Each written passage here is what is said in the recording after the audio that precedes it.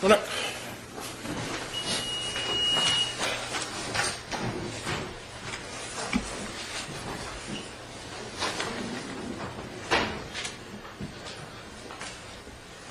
Okay, this is the matters of State of New Jersey versus Emir Colonel Chauncey L., also known as Cornell Hall, also known as Cornell Dixon. For objection, for the record. No. We're not going down that road. We're not going down that road. Everybody else sit down. Have a seat. Have a seat. That's 0807727I, 03022829, 0804441I. Mr. Luciano, would you note your appearance for the record? Judge, good morning. Assistant Prosecutor Mike Luciano for the state. All right, last time we were in court, the court made a ruling. Mr. Keesler, would you note your appearance, please? All right, court made a ruling, in essence, allowing Mr. L. To represent himself in these matters. Subsequent to that, the court has received 2 other filings from Mr. L. Sir, you are? Sir, I am Alfred Sahel from the Aboriginal Law Firm. Are you a licensed practitioner? I am not. Well, on the other side, sir, on the other side of the railing. Thank you.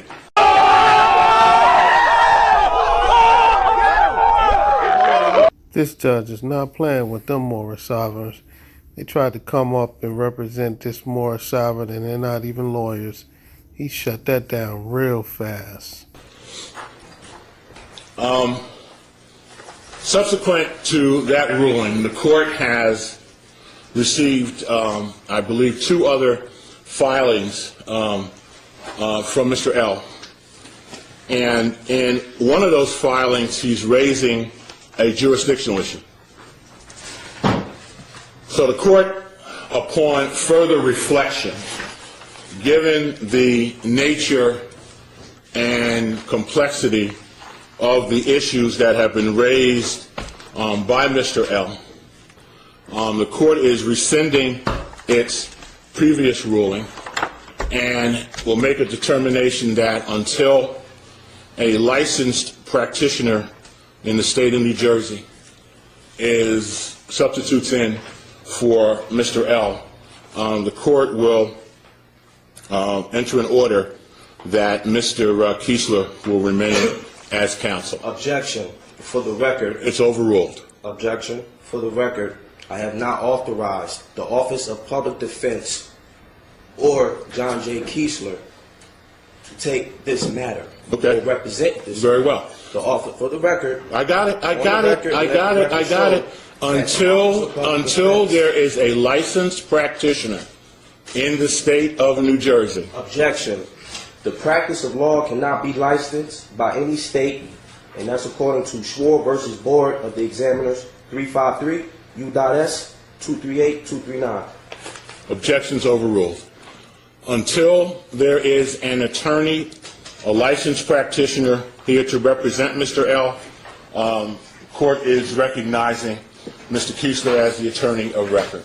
Objection. For the record, on the record, and let the record show, the rule of professional conduct states, RPC 1.0, a law firm denotes a lawyer or lawyers in a law partnership, professional corporation, sole proprietorship, or other association authorized to practice law, or lawyers employed in a legal services organization or the legal department of a corporation or other organization. http://judiciarystate.nj.us/rules. Until an attorney authorized to practice law is representing you, Mr. L., the Public Defender's Office, Mr. Keesler, will represent you. Objection. For the record, the corporate body politic that has authorized the Aboriginal Law Firm's Secretary of State authorization number is 003. The fact that you listen to me, Mr. That's it. That's it. I'm tired of this now. If you come in here again with this mess, and I'm going to call it mess on the record, you're going to be arrested. We're done. This matter will be continued till November 10th. if there's a substitution of attorney from somebody licensed, the fact that the Aboriginal law firm may have some standing with the Secretary of State is not the issue in this case. It's a question of whether, in fact, the law firm has an attorney licensed to practice in the state of New Jersey. The matter is continued to November 10, 2008 at 9 o'clock. Thank you. Objection. I'm done. I'm done. May I put this on the record, please? You can put whatever you want on the record. I'm done. For the record, on the record, and let the record show, I have filed a writ of Koran juris, a demand for termination or state the proper jurisdiction to all matters concerning the items of subject. I know. I got it. I already placed that on the record. Already placed that on the record. Placed that on the record. November 10th, 9 o'clock. That's it. For the record, I give honors to Judge Smith. Thank you.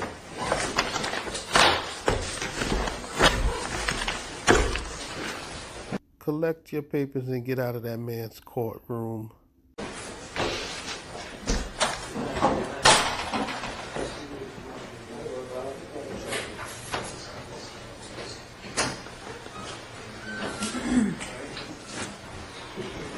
And now, under indictment 08-04-0441, we will proceed to the matter of the State of New Jersey versus Cheyenne M. Kushmir L.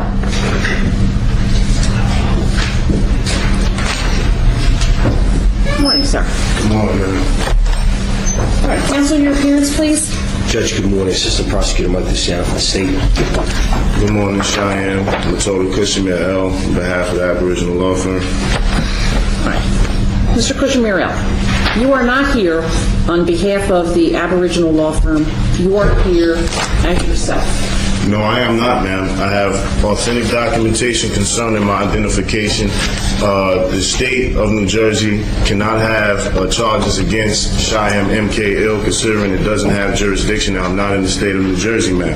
I'm domiciling in North America, and I'm in Timbuktu. That's where we're at right now, ma'am. That's the indigenous name. I have treaty immunities according to the Article 6 of the Constitution. Now, I'm going to interrupt you for a moment, please. We will talk about all of those substantive issues and procedural issues in a moment. All right, man. No problem. You are not here as a representative of the Aboriginal law firm. You are here in my courtroom as a named defendant in a criminal indictment. Ma'am, with all due respect, ma'am, I'm not a defendant.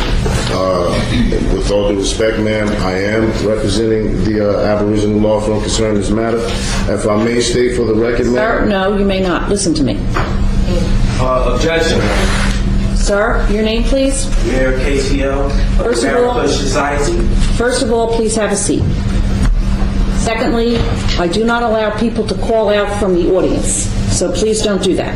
All right, well, objection, ma'am. Sir, I do not allow people to call out from the audience. Please do not do that.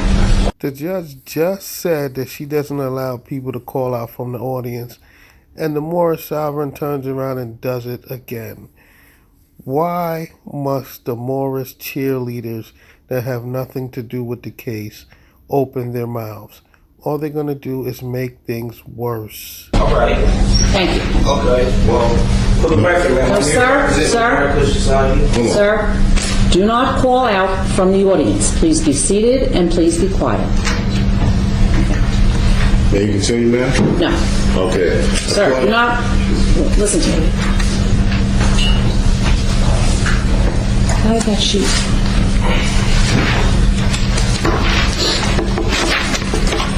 When you were in court on November 17th, you told me that you wanted me to call you Cheyenne Kushmir L.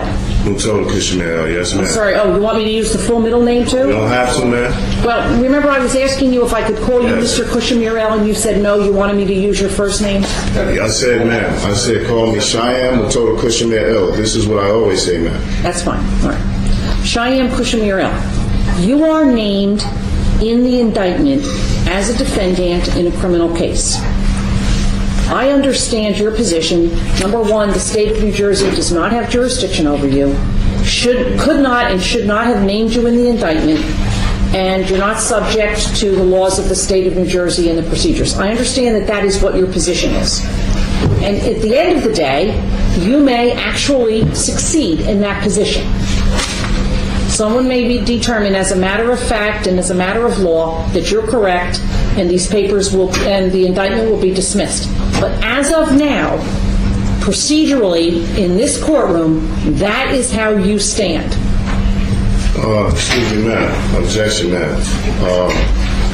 The state of New Jersey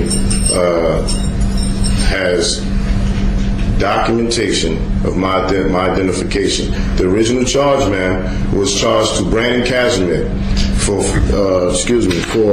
possession of CDS exhibiting false document, possession of false document. That warrant, ma'am, was signed by George McCloskey. I served your office. Thanks, Gregory. Gregory McCloskey, ma'am. I served your office with the proper documentation that the oath was not signed or the warrant wasn't signed, ma'am. Therefore, if you can give me a minute to get my papers situated, I can tell you exactly what I'm talking about. I understand what you're talking about, sir, but this is the problem. We are not talking about whether the indictment's going to be dismissed, whether the issuance of the warrant was improper, whether the oath is improper. We're not talking about any of that yet. We will get to that eventually, but we are not talking about that yet. We're talking today about whether you are going to proceed representing yourself or whether you are going to need an attorney to represent you. Ma'am, I'm not consenting to any of the proceedings. I will not be making any agreement with any attorneys at law, providing I haven't given any of them power of attorney. I'm only here under threat, duress, and coercion because I've been falsely imprisoned under false identification with proper documentation from the state, man. Not from the state, but authenticated by the state, man. I'm here under threat, duress, and coercion. My property was stolen from me, so I cannot represent myself. That's impossible to do, man. I'm here in appropriate personas of juris. I'm here before you. This is not the person or the man that was charged. Brandon Casimir is Brandon Casimir. That's a dissolved entity. Brandon Casimir origins starts in Brooklyn, New York. I have documentation. Well, it also says, also known as. I'm not. That is incorrect, man. And on November 17th, the indictment was amended to reflect your correct name, which you have told me. That is my identity. Cheyenne, your name, your identity, whatever you want to call it, as Cheyenne M. Kushmir L. Okay, so what I'm gathering here is this. When this Moorish sovereign was charged with whatever crime he was charged with, he was still using his government name.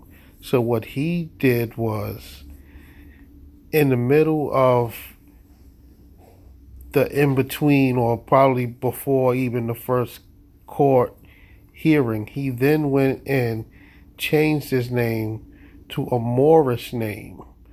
The problem that he doesn't realize is that what he thinks is that because he changed his name, that he is no longer that other person. No, that is not how things work. You are still that other person. Just like she said, now it just reflects AKA. Like, you changing your name doesn't change your actual identity. You are still that same person. You changing your name doesn't change your fingerprints. When you went to the police station, they fingerprinted you. So just because you changed your name doesn't mean now that when they run your prints, you're not going to come up. You might come up as the name that they had before you changed it, but you are still that person. You are still the individual. So you thinking that you found a Moorish loophole by changing your name to a Moorish name, that is not going to work. My purpose today, and I'm going to repeat this, is to decide whether you are going to continue to appear in this courtroom without the benefit of legal counsel, or are you going to have an attorney? And if I decide that you need to have an attorney, you don't have to agree. You and I probably during the course of the proceedings are going to disagree about a lot of things, but that's fine. Ma'am, That would be threat, duress, and coercion to force me to get an attorney, man. That would be a violation of Title 18 United States Code, deprivation of rights. I have a consent to have an attorney, man. You don't have to consent, My society, sir. but according to the Constitution, man, I have the right to have Which counsel. Constitution is that? The United States Constitution, Article 6, that states that treaties and all the laws of the United States are the supreme law of the land. I have a treaty of peace and friendship via 1787, man. Well, That is what I'm subject to, man. I would suggest to you that you also read the cases that talk about your constitutional rights. I have, ma'am. That say that you only have the right to proceed without an attorney when you are able to do so, and that this court has the authority to tell you either to get a lawyer or to appoint an attorney when it believes and finds that you are not able to do that. Ma'am. That is the purpose of today's hearing, sir. Can you cite the case law, ma'am, and is that federal statute or Moretti state versus statute? California at 422 U.S. 806, a United States Supreme Court case. Okay. Well, according to Canaan 3, ma'am, Free of what? Canaan 3, I'm getting it for you in a second, ma'am. Okay. 1 second. According to Canon 3, it stipulates of the Judicial Code of Conduct, it stipulates a judge should perform the duties of judicial office impartially and diligently. A, should accord to every person who is legally interested in a proceeding or that person's lawyer. These are members of my society who are interested in this legal proceeding, man. And you are obligated, according to the Code of Judicial Conduct, to allow them to be able to consult with me about these issues. If you need an opportunity while this matter is going on to consult with people, all you need to say is, Judge, I need to take a moment to consult with someone. Okay, no problem, man. You have sat in my courtroom on a number of occasions, and I think that you are aware of the fact that I say to people all of the time, you were here when I took pleas. If you need time to talk to your lawyer, let me know. You can step outside and talk to your lawyer. Well, my society has power of attorney over my person, man. And according to Canon 3, as was stated, just finishing up, it says, except as authorized by law, neither initiate nor consider ex parte or other communications concerning a pending or impending proceeding. So, just to put that on the record, I would like to consult with my counsel from my society, man. Before proceeding any further? Before proceeding any further, man. Certainly, sir. You may step outside. Listen to me. You may step outside into the lobby. Yes, ma'am. And it's now, I'll give you 5 minutes. No problem. And come back in, sir. No problem. Officer, I don't want those people standing in that front row. I told the man to sit down, make them sit down. The other thing is, I don't want a phalanx of sheriff's officers across the back door. It is intimidating to me, and I don't want the litigants in my courtroom intimidated like that. So please tell them. You know, if the undersheriff wants to talk to me about it, that's fine. This is my courtroom.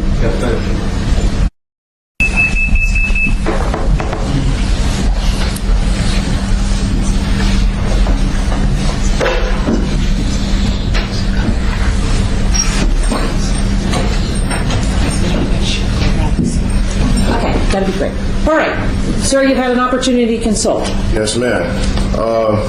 Just for the record, I'm a Moorish American Aboriginal Indigenous man. Hold on, I'm going to write this down. Moorish American Aboriginal Indigenous man. You're talking too fast. Moorish American Aboriginal Indigenous Sovereign man. Okay?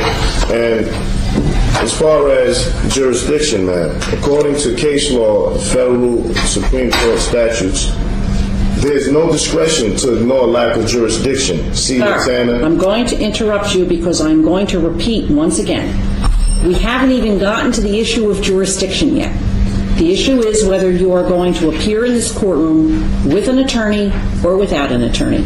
Simply that small issue. I understand. After we decide that issue, we will then move on to the issue of whether this court has jurisdiction over you, whether the charges are against you, all of those things. But for today, I just must say, man, to add on to what you're saying, jurisdiction, for the record, can be challenged at any time. See Lantana versus Hopper. I'm raising jurisdiction now, man, asserting my constitutional right, and jurisdiction hasn't been proven. I haven't even had a rebuttal from the prosecutor, man. There hasn't even been a rebuttal.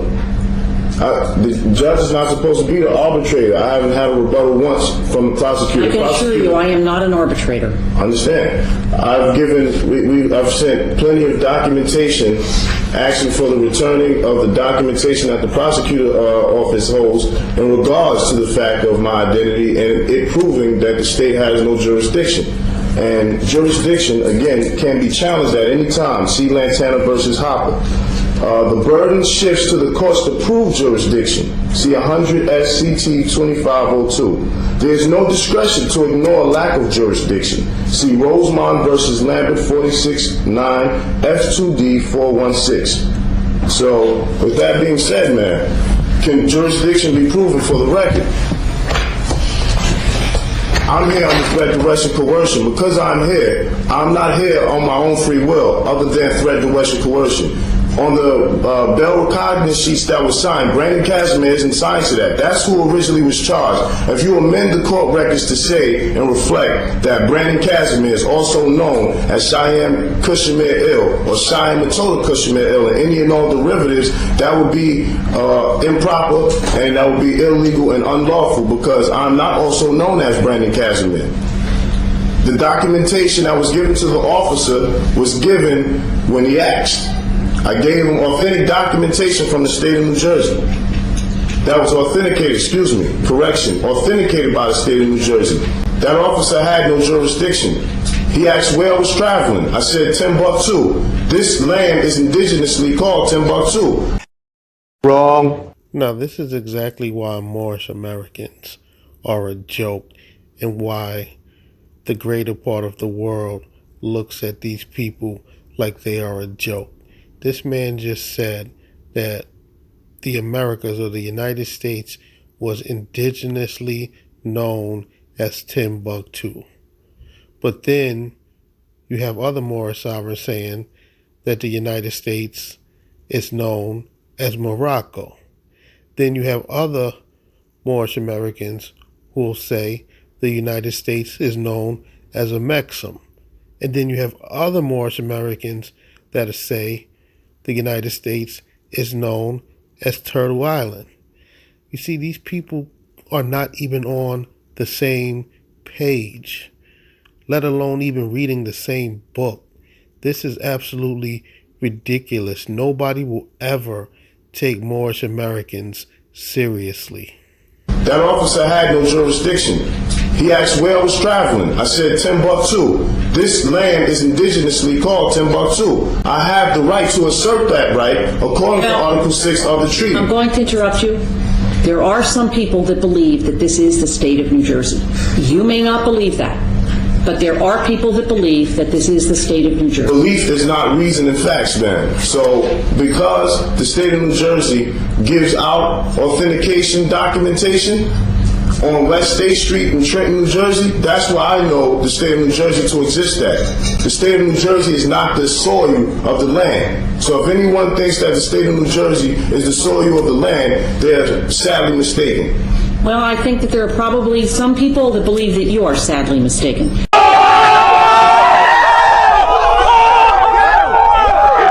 The state of New Jersey is not the soil of the land. So if anyone thinks that the state of New Jersey is the soil of the land, they're sadly mistaken. Well, I think that there are probably some people that believe that you are sadly mistaken. But that is not the issue today. If you wish to address the issues that I have brought before that, no. My issue today is, are you going to appear with a lawyer or are you going to appear without a lawyer? That is the only issue I am addressing today. I am not addressing the issue of jurisdiction.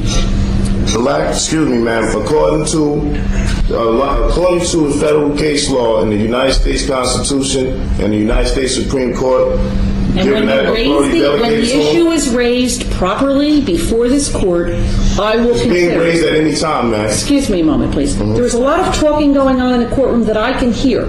If I can hear it, it is being recorded on our recording system. Two things. I don't think you want people on the recording system to know what you're saying. The second is you're interfering with me. If it continues, I will have to ask you to leave the courtroom. Objection, ma'am. According to Canon 3, adjudged to the court to every person who is legally interested in a proceeding or that person's lawyer full right to be heard according to law. Asking us to leave the room, man, is I'm not asking you to leave the room at all. I'm asking people who are speaking so loudly that they are interfering with the proceedings. You asked me, am I going to proceed with attorneys? This is my society.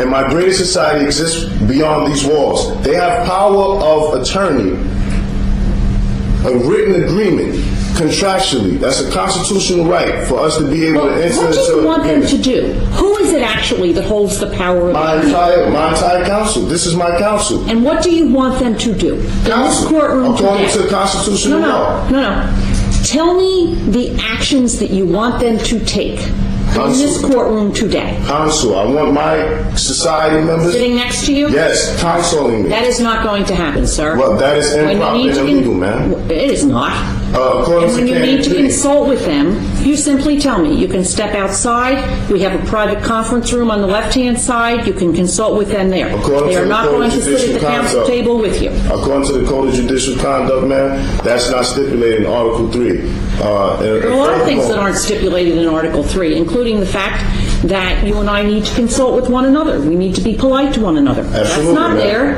Absolutely. So there are a lot of things that aren't there. I'm being polite as possible, ma'am. I'm not suggesting otherwise. Okay, and just to add for the record once more. Is this all for the record? Yes, this is all Okay, for then the you record. let me know when you're finished putting it on the record, and then you and I will continue with our discussion. Ma'am, jurisdiction can be challenged at any time. See Lantana versus Hopper. I'm raising the jurisdictional issues right now, man.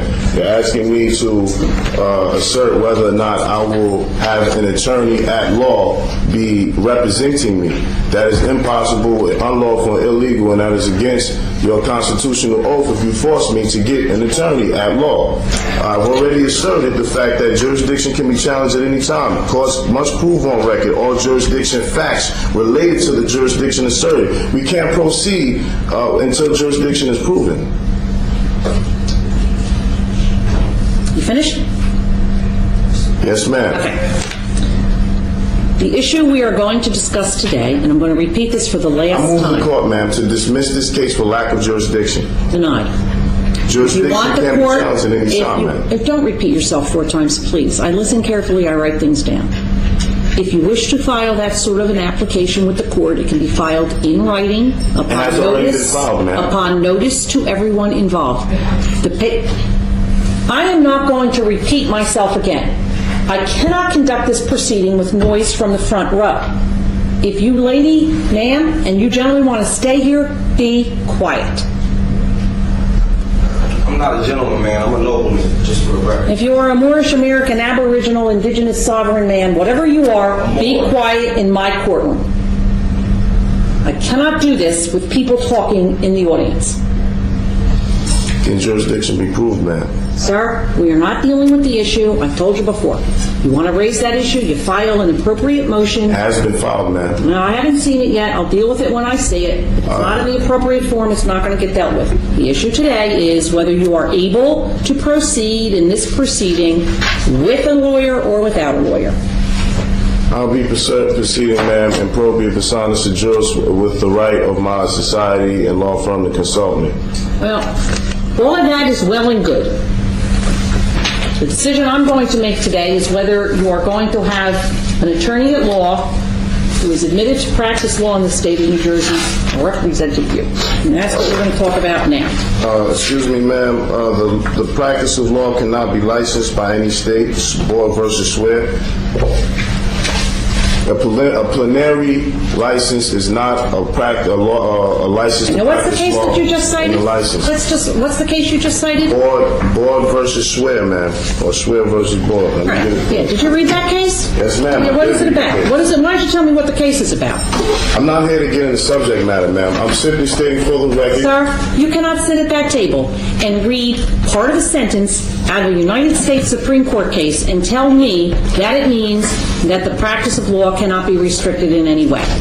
Now, what this judge just did right here, she pretty much just called him out for cherry picking and making arguments on cases that he fully doesn't even comprehend. Ma'am, it can be restricted for those who are U.S. citizens. I'm not a U.S. citizen. I'm a Moorish American, indigenous, sovereign.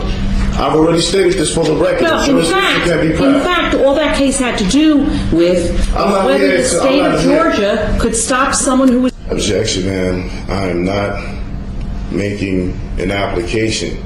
I gave you an affidavit of fact.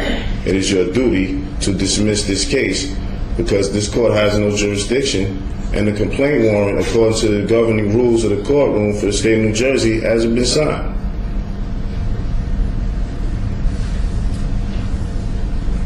Is there anything else that you want to tell me before I make my decision concerning whether this case will proceed with a lawyer or without a lawyer? I would like to say for the record that jurisdiction hasn't been proven. I agree with you. I agree with you that you have raised that issue and it needs to be resolved. And the record shall so reflect that you have raised it and that I have told you that.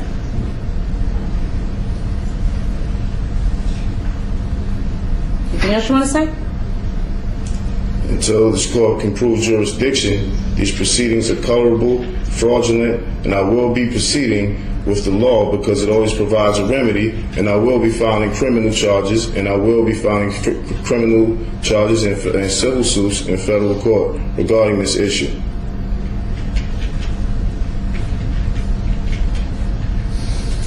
Anything else you want to say?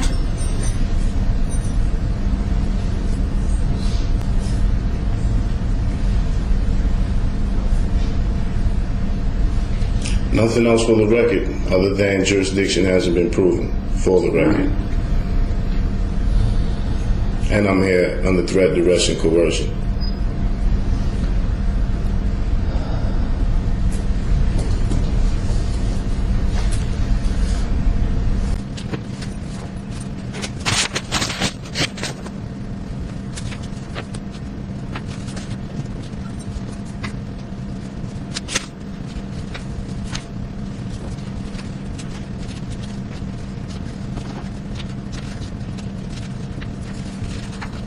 Is that everything you want to say?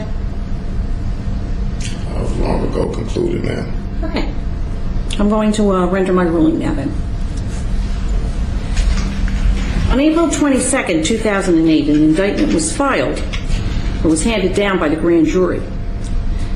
And the title of the indictment, and it's indictment 2008-04-0441. And the caption of the indictment is the State of New Jersey versus Brandon Casimir, also known as Cheyenne M. Casimir L. There is another defendant, Cornell C. Dixon, also known as Colonel Chauncey L., also known as Cornell Hall. I'm not Brandon Casimir. There have been lengthy discussions in this courtroom with regard to whether Brandon Casimir is a real-life person, not a real-life person, someone who used to exist, who doesn't exist now. There's been a lot of discussion about that.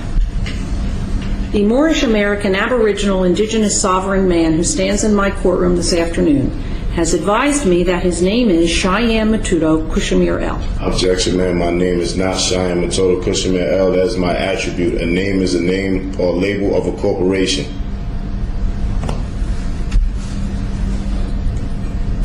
Well, this is a new piece of information. I've never put on the record, ma'am, for the record, that my name was Brandon Casimir.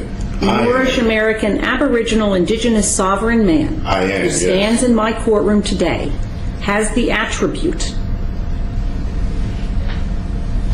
This judge is clearly patronizing this Moorish sovereign because his arguments are ridiculous. He literally thinks just because he changes his name that he's a different person.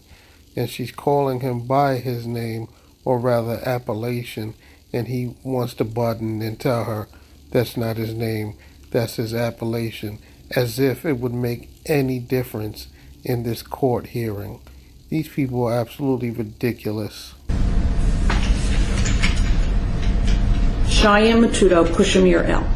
Mutota. M-U-T-O-T-A.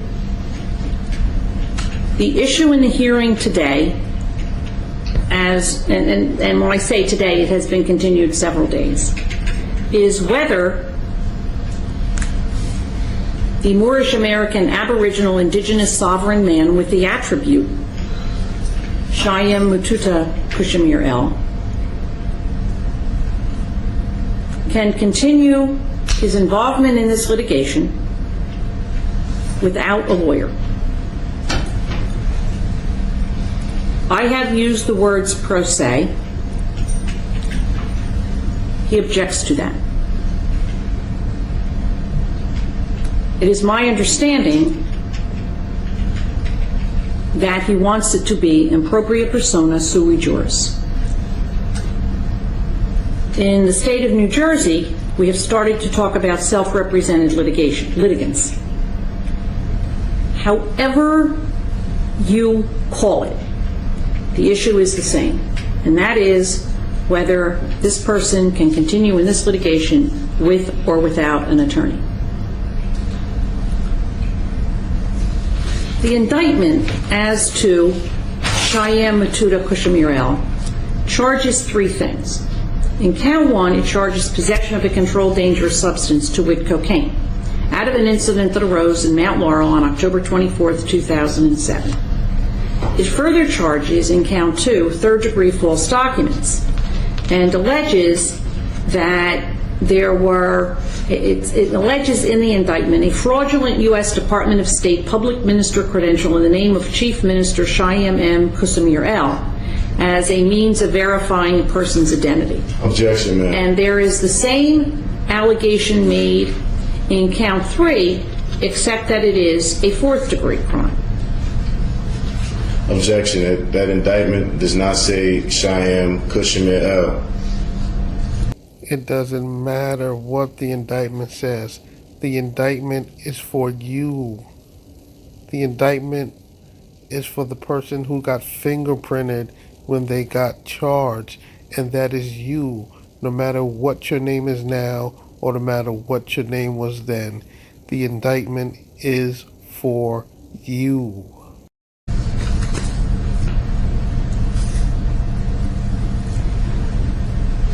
Of concern to the court today and always, and under the line of cases of Prasathi, Reddish, and most recently, State of New Jersey versus Pascal Dubois at 189 New Jersey 454, is whether a litigant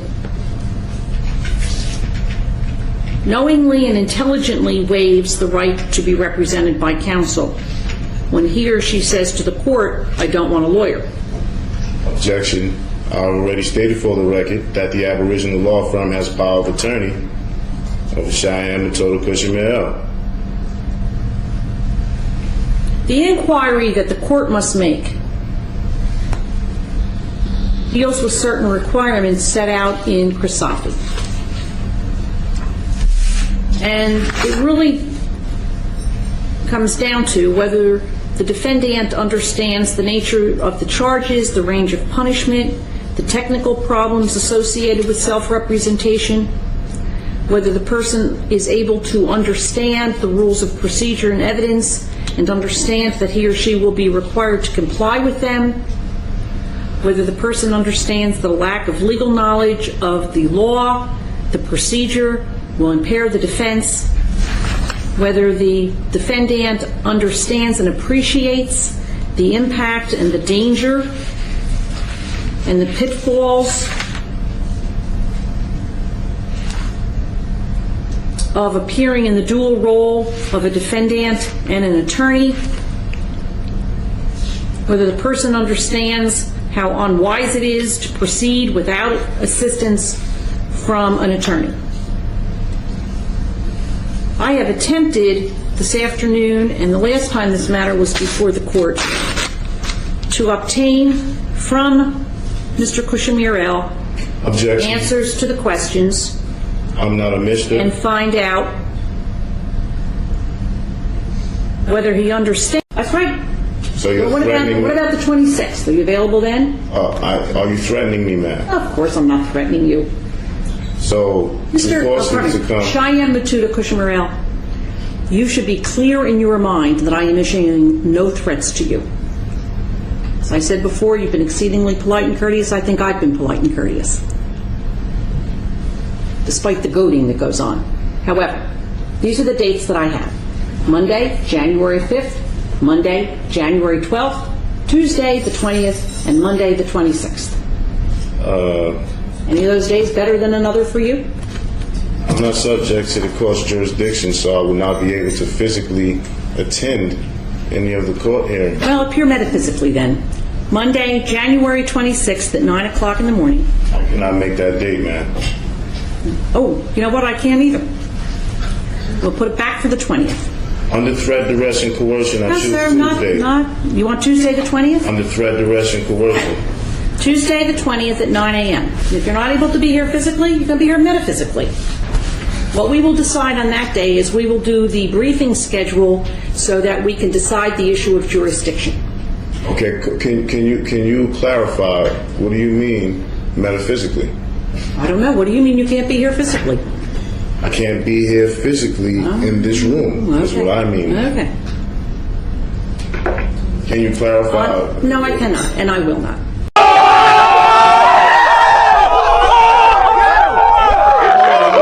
On that day, we will set the briefing schedule so that the issue of does this court have jurisdiction can be heard and determined. All right? Agreed. Pardon me? Agreed. So all the briefs that I have, we will collect. If we need others, we'll tell you when they're due, and I'll give a hearing date. That's the issue that will be decided on that day. Now, I note in this particular case, there is another person who is named in the indictment. The name on the indictment, and I understand you're going to say object because that's nobody's name. I understand all that. Is Cornell Dixon, also known as... Objection, No. Let me just read this. Cornell Dixon, also known as Colonel Chauncey L., also known as Cornell Hall.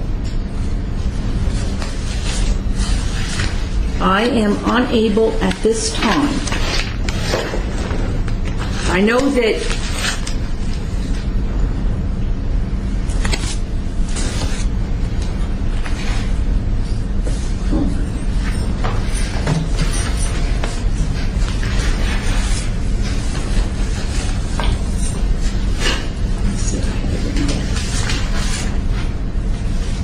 I know that the Moorish American Aboriginal Indigenous Sovereign Man, who goes by an attribute different than that, which I cannot remember now, I apologize. I think it's Amir Colonel CL, but I don't have the whole correct attribute written down. Amir Colonel Chauncey L. His matter will also be scheduled for the same date and time. Separate notice will be sent on that case. I'm not expecting you to do anything with that, but that will be it. Now, I do not know if Amir Colonel Chauncey L. has also raised the issue of jurisdiction, mostly because I don't remember. Actually, Judge, If he has... I don't know if he's raised the issue of jurisdiction. I know he's represented by Mr. Keesler. By Mr. Keesler. Objection. Mr. Keesler has no contracts with any members of American Society. You are unable to speak for Amir Colonel Chauncey L. Chauncey L. is a member of the American Society, and I'm able to speak on his behalf because that is the law. He is a member of my society, and he does not have any contracts with any public defender, John Keesler. Well, all I know is Judge Smith appointed the Office of the Public Defender Objection. to represent Objection. Amir Colonel Chauncey L., and I understand that the Office of the Public Defender assigned it to Mr. Keesler. Objection, ma'am. Whether you object or you don't object, that's the status. Judge In any Smith, event, what I wanted to release. advise you of this is I do not know if in the proceedings involving him, the issue of jurisdiction has been raised. We will discuss that on the 20th as well. I assume he's raising the same issue. Has that issue been raised, Mr. Luciano? Judge, I will say I think the papers have been filed together.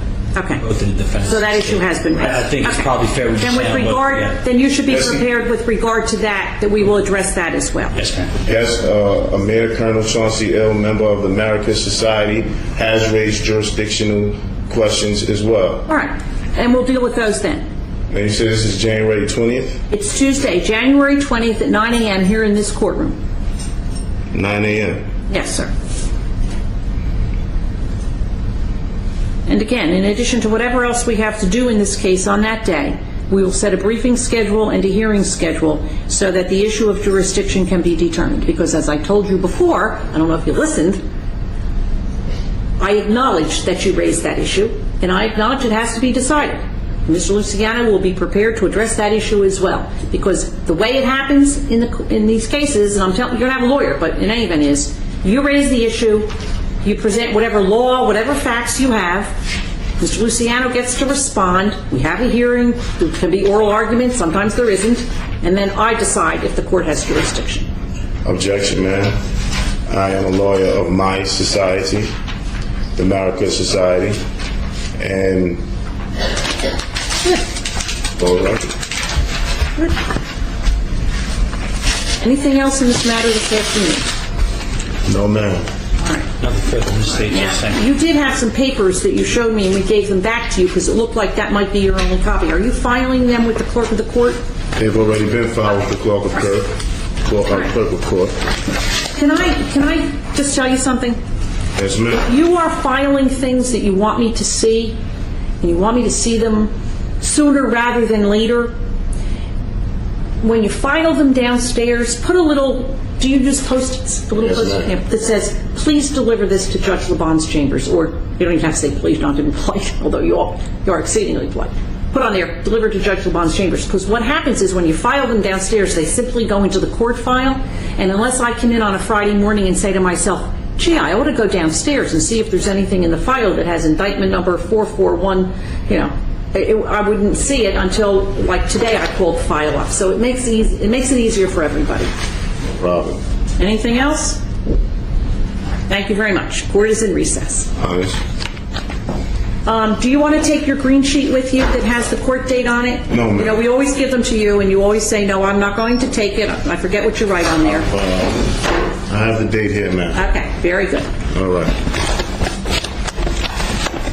Have a beautiful day.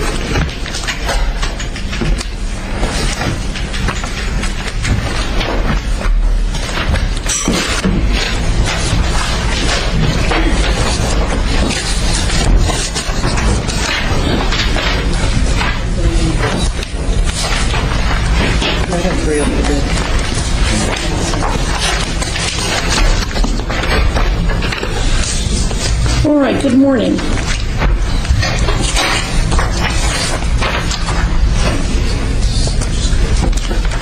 This is under indictment 08-04-0441. Counsel, your appearance, please. Good morning. Assistant Prosecutor Mike Luciano from the state. And Cheyenne M. Pushamurel, would you state your name for the record, please? Your attribute for the record, please.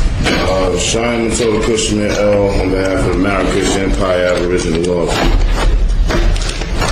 All right. I want to ask you a couple of questions, please. The first question I want to ask you is, are you employed? Objection, man. This hearing is supposed to be about jurisdiction. This court has no jurisdiction. The court has no jurisdiction to determine its own jurisdiction for a basic issue in any case before a tribunal. Well, if I have no jurisdiction to determine my own jurisdiction, how are you going to get that issue resolved? Listen, this case in this courtroom is a culpable, incompetent court of jurisdiction. You can't, according to federal case law, you can't set another hearing to reach and determine your own jurisdiction. As I've stated for the record plenty of times, I'm only handling threat, duress, and coercion, and because the prosecution falsely holds my property, and I'm here to clarify that matter. Other than that, I'm here under threat, duress, and coercion. It is completely against federal case law. It has power to act, and the court must have the authority to decide that question in the first instance. That's Rescue Army versus Municipal Court of Los Angeles. A departure by a court from the recognized and established requirements of law, however close apparent adherence to mere form and method of procedure, which has the effect of depriving one of a constitutional right, May I is in interrupt you? excess of jurisdiction. You have the flag right behind you, ma'am. May I interrupt you for a moment? You may not, ma'am. Then Objection. would you, when you're done speaking, would you let me know so that I can ask a question? I'm not obligated to answer any questions, so I have no intentions of answering any question. Well, I'll other than ask it stating for the anyway, record and that then I'll ask it jurisdiction has anyway, been and you can approved. decide what you want to say. Thus, where a judicial tribunal has no jurisdiction of the subject matter on which it assumes to act, its proceedings are absolutely void in the fullest sense of the term, Dillon versus Dillon. Courts enforcing mere statutes, as it is to my understanding that this is a statute and not a constitutional violation of law. In fact, one of the hearings I had with you, you said people are not charged with constitutional violations. I don't understand how you could be enforcing statutes and you have the U.S. flag behind you, as if you hadn't taken an oath to uphold the Constitution. Courts enforcing their statutes do not act judicially, but merely ministerially. Thus, no judicial immunity, and unlike courts of law, do not obtain jurisdiction by service of process, nor even arrest and compelled appearance. Boswell versus Otis.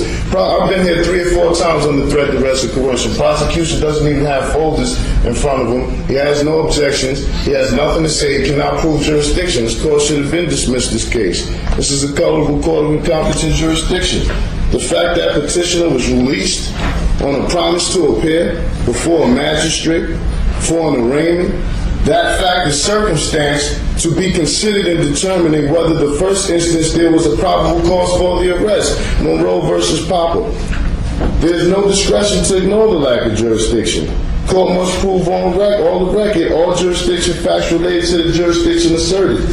A universal principle, as old as the law, is that proceedings of a court without jurisdiction are a nullity and its judgment therein without effect either on person or property. This case has already been put before the federal court and you will be receiving a notice of removal very shortly. This court has no jurisdiction. Prosecution can't prove jurisdiction. This case shall be dismissed, and it will. Did you file a notice of removal with the federal court? Yes, you will be receiving it shortly. All right. When I receive it, I will rule on it. This is my question to you, however. Are you employed? I'm not employed. I'm not employed with any corporations incorporated with the state of New Jersey. Are you employed with any corporation that's incorporated outside of the state of New Objection. Jersey? I'm not here to answer questions about my employment. The last time I was made aware of this was supposed to be about whether this court has jurisdiction, and clearly it doesn't. A question about employment has nothing to do with whether this court has jurisdiction, so I'm not obligated to answer those questions. And I shall not be answering any more of those questions that are not pertaining to jurisdictional facts. Well, this is my question to you. I asked it before. If your position is that this court has no jurisdiction to determine its own jurisdiction... Objection, man. That is not my ruling. That is not my holding. I've given you the federal case law regarding such. And maybe you can take some time out that you need to do to recheck that, but that's what the case law says. It's not what I said. Well, I do have jurisdiction over you. Number one, you're here in my courtroom.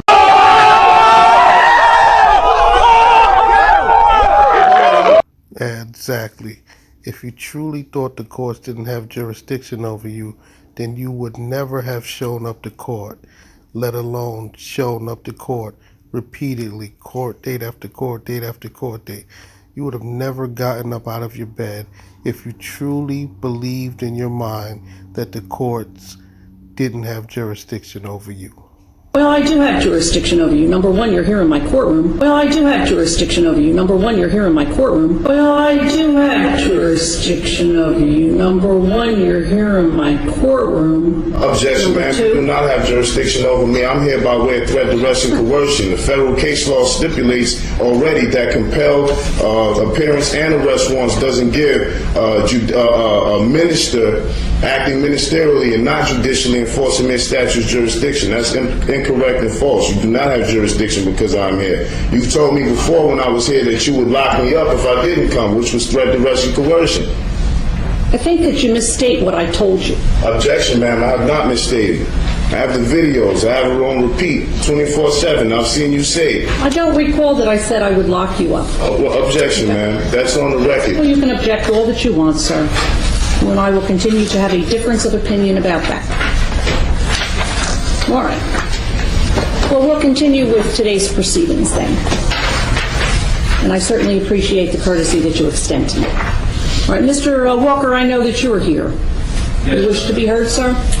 Your Honor, I have Kevin Walker appearing on behalf of the Office of the Public Defender. We did receive, after the last hearing, a court order directing the Office of the Public Defender to represent this defendant.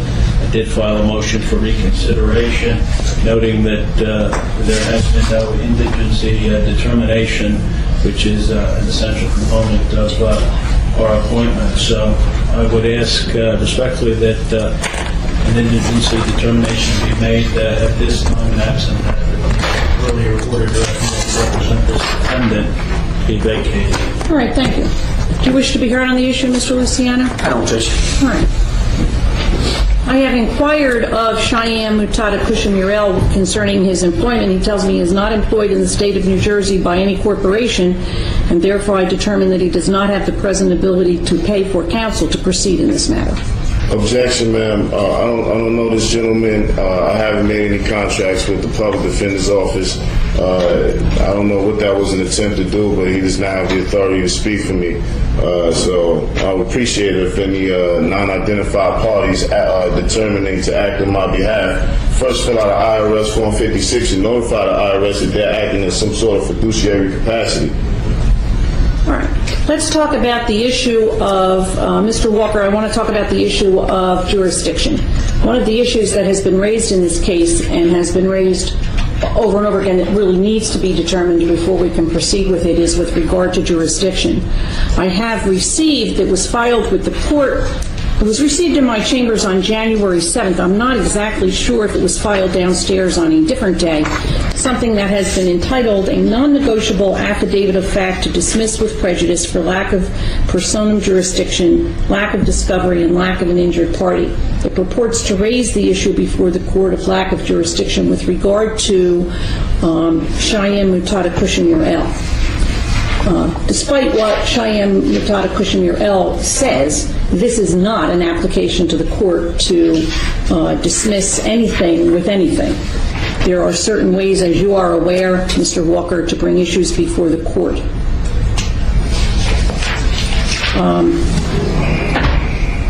What we need to do is have the issue brought before the court properly by way of a notice of motion. I don't even know if Mr. Luciano got a copy of this, but certainly you know that any motion filed has to be served on the prosecutor. How much time does your office need in order to do that? And did you receive a copy of this? I have not received a copy of that, and before I address that issue, I would respectfully request that you inquire into this defendant's assets to see whether he has a present ability to retain private counsel. Well, he tells me he isn't employed by a corporation, so... Okay, so the man that just spoke is a legal aid, or what else is known as a public defender, a court-appointed attorney, free of charge. He is representing this Moorish sovereign, and this Moorish sovereign from the jump doesn't want him to represent him. Now, what the man in layman's terms just asked the judge was to determine whether or not this Moorish sovereign can afford to pay for his own attorney, because obviously this court-appointed attorney, this legal aid, doesn't want to represent this Moorish sovereign, because this Moorish sovereign is way too difficult.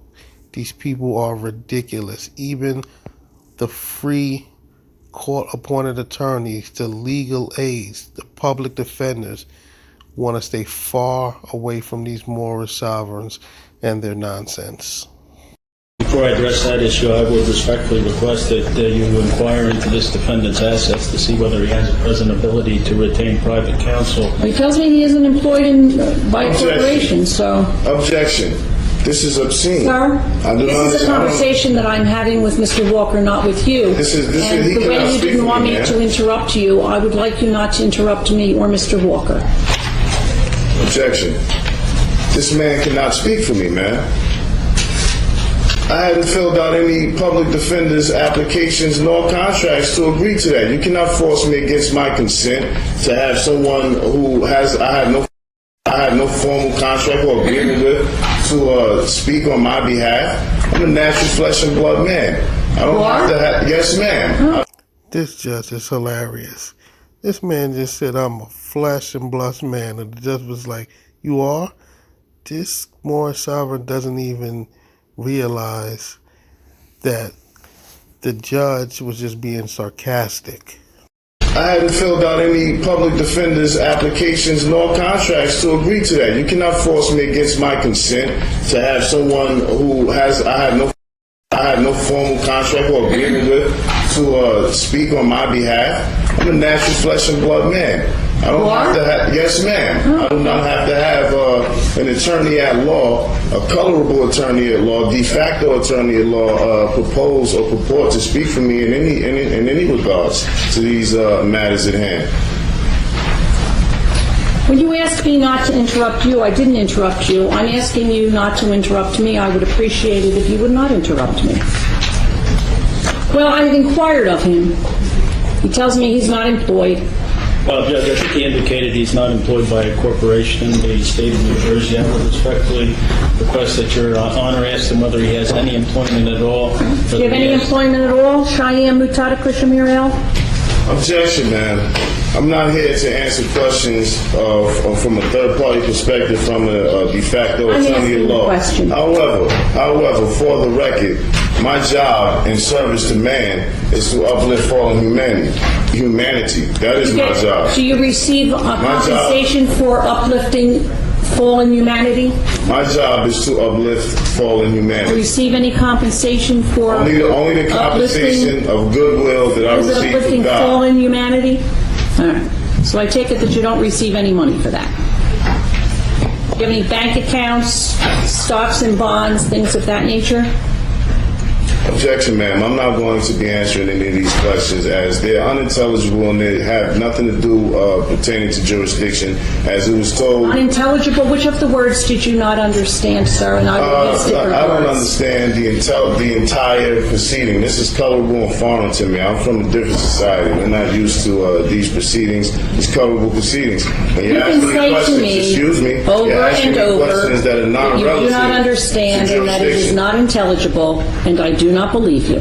Well, it doesn't matter if you believe me, ma'am. I don't understand any of these proceedings. I don't understand the questions and the nature thereof. They don't have anything to do with jurisdiction. Jurisdiction hasn't been proven, which this was supposed to be a hearing about jurisdiction. But no one filed an application with this court for the court to determine the issue of jurisdiction. A non-negotiable affidavit of fact to dismiss with prejudice for lack of personal jurisdiction is not an application to this court to take any action whatsoever. Objection, ma'am. Haynes v. Canaan 404 U.S. already stipulates that you must accept that affidavit as it is a written form of communication in regard to matters as such. Haynes v. Kennedy, maybe you need to check that out. But either way, you're supposed to accept that as an unorthodox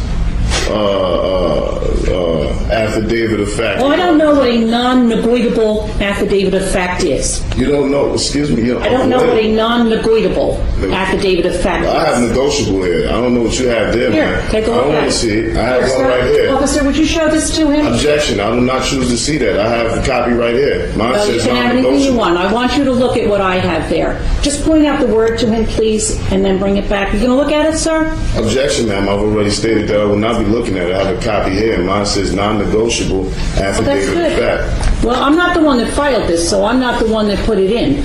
But in any event, there is no proper application before this court. There is no unorthodox application before this court.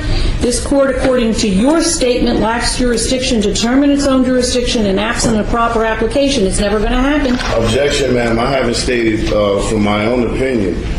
Again, courts enforcing their statutes do not act judicially, but merely ministerially. Thus, no judicial immunity, and unlike courts of law, because obviously this isn't a court of law, do not obtain jurisdiction by service of process, nor even arrest and compelled appearance. Boswell versus Otis, 9-How.336-348 to wit. You want to take a look at that? I don't know. No, sir, I don't want to look at it. I don't want to look at it. I'm asking this Sir, gentleman you don't get to talk to him. understand. You can talk to me if you want. Well, I'm anyway, uncomfortable. I'm let me uncomfortable know. with him standing here, man. That's too bad. Well, He's going to remain standing there until I tell him otherwise. And this is threat to Russian coercion. It's clear that this is a colorful cause of law. Excuse Well, me. it is colorful. If you look around, it is colorful. Colorable means. Oh, colorable. I thought you said colorful. Oh, no, I didn't say that, man. I said colorable. Oh, okay. Colorable, Okay, colorable. Yes, Okay, de I thought you facto. said colorful. De facto. Colorable means that this court has no jurisdiction and it doesn't enforce law, but mere statutes, which are not law. I haven't violated any constitutional laws. I've already stated for the record that I have a treaty of peace and friendship via 1787. Article 4 of that signifies that I will have the right to be exempt from examination. No one in here has put their status and nationality on the record. The U.S. flag is behind you, and you choose to disregard anything dealing with the Constitution. This is a colorable court of law. The notice of removal has already been filed, so whatever takes place here today is just a colorable de facto proceeding, and you will be receiving shortly the notice of removal. And then when you receive that, you can make your determinations about how you're going to handle that, how the prosecution is going to handle that. But as far as any other question goes, man, I'm not obligated to answer them. I shall not be answering them. And it is a violation of my rights. Are you finished speaking so that I can speak now? You can fill in.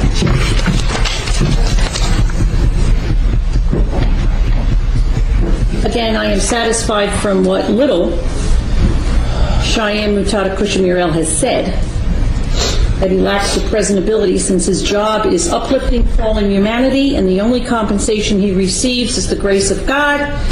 And I find that he lacks the presentability to obtain counsel to represent himself. If in fact, however, this matter is going to be removed to federal court, I don't have a copy of the notice of removal, so I don't know what the status of it is. We, of course, will take no further action in this court. I'm not aware of it being filed, but I take Cheyenne Mutada Kushamir L's word that something was filed with the federal court that purports to be a notice of removal. If it's the same as the kinds of things that get filed with me, I'm not sure it's ever going to happen, but we'll do that. But in any event, what I will do is, there are several things that I want to do today. I know that your office needs some time, and I do have a copy of the non-negotiable affidavit of fact, which I will make available to you, and we'll give it, I think. The first thing that I want to do is this. In this matter, which is under docket number or indictment number 08-04-0441, there are two named defendants. There is Cheyenne Mutada Kushamir L. Objection, man. Miss Mutoda. Mutoda? I don't understand about your phonetics or how you pronounce words. Mutoda. Mutoda? Not Mutada. I thought you had told me it was M-U-T-A-T-A. No, M-U-T-O-T-A. I stand Mutoda. corrected. The Cheyenne Mutada Kushamir L. Precisely. And the other person named in this is Nobel Amir KCL. And I am going to, sua sponte, sever these matters so that there are it will no longer track as one case, but will track as two separate cases, so that I can list them on separate days and deal with them separately. That's called divide and conquer. These Moorish sovereigns don't have a chance. Let's see.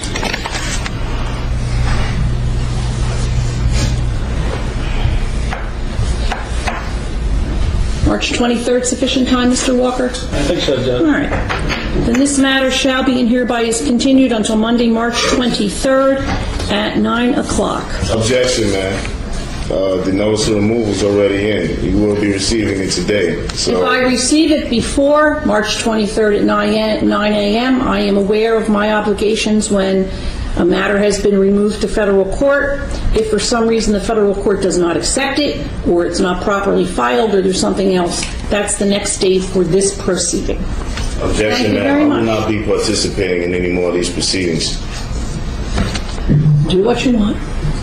I'm sorry, I can do that. This is the only notice that I will give you of the proceeding on March 23rd at 9 o'clock in the morning. We don't send out letters reminding people. We simply expect that you will be here. Thank you very much. He will be contacted by my office, and we'll arrange an interview with him in the office, and he'll have to sign it. Do you have his address? It's on the here. address I have is the P.O. box is right here. Objection. If you attempt to contact me and negotiate any contracts with me, you will be getting sued in federal court too as well, sir. All right. Thank you very much.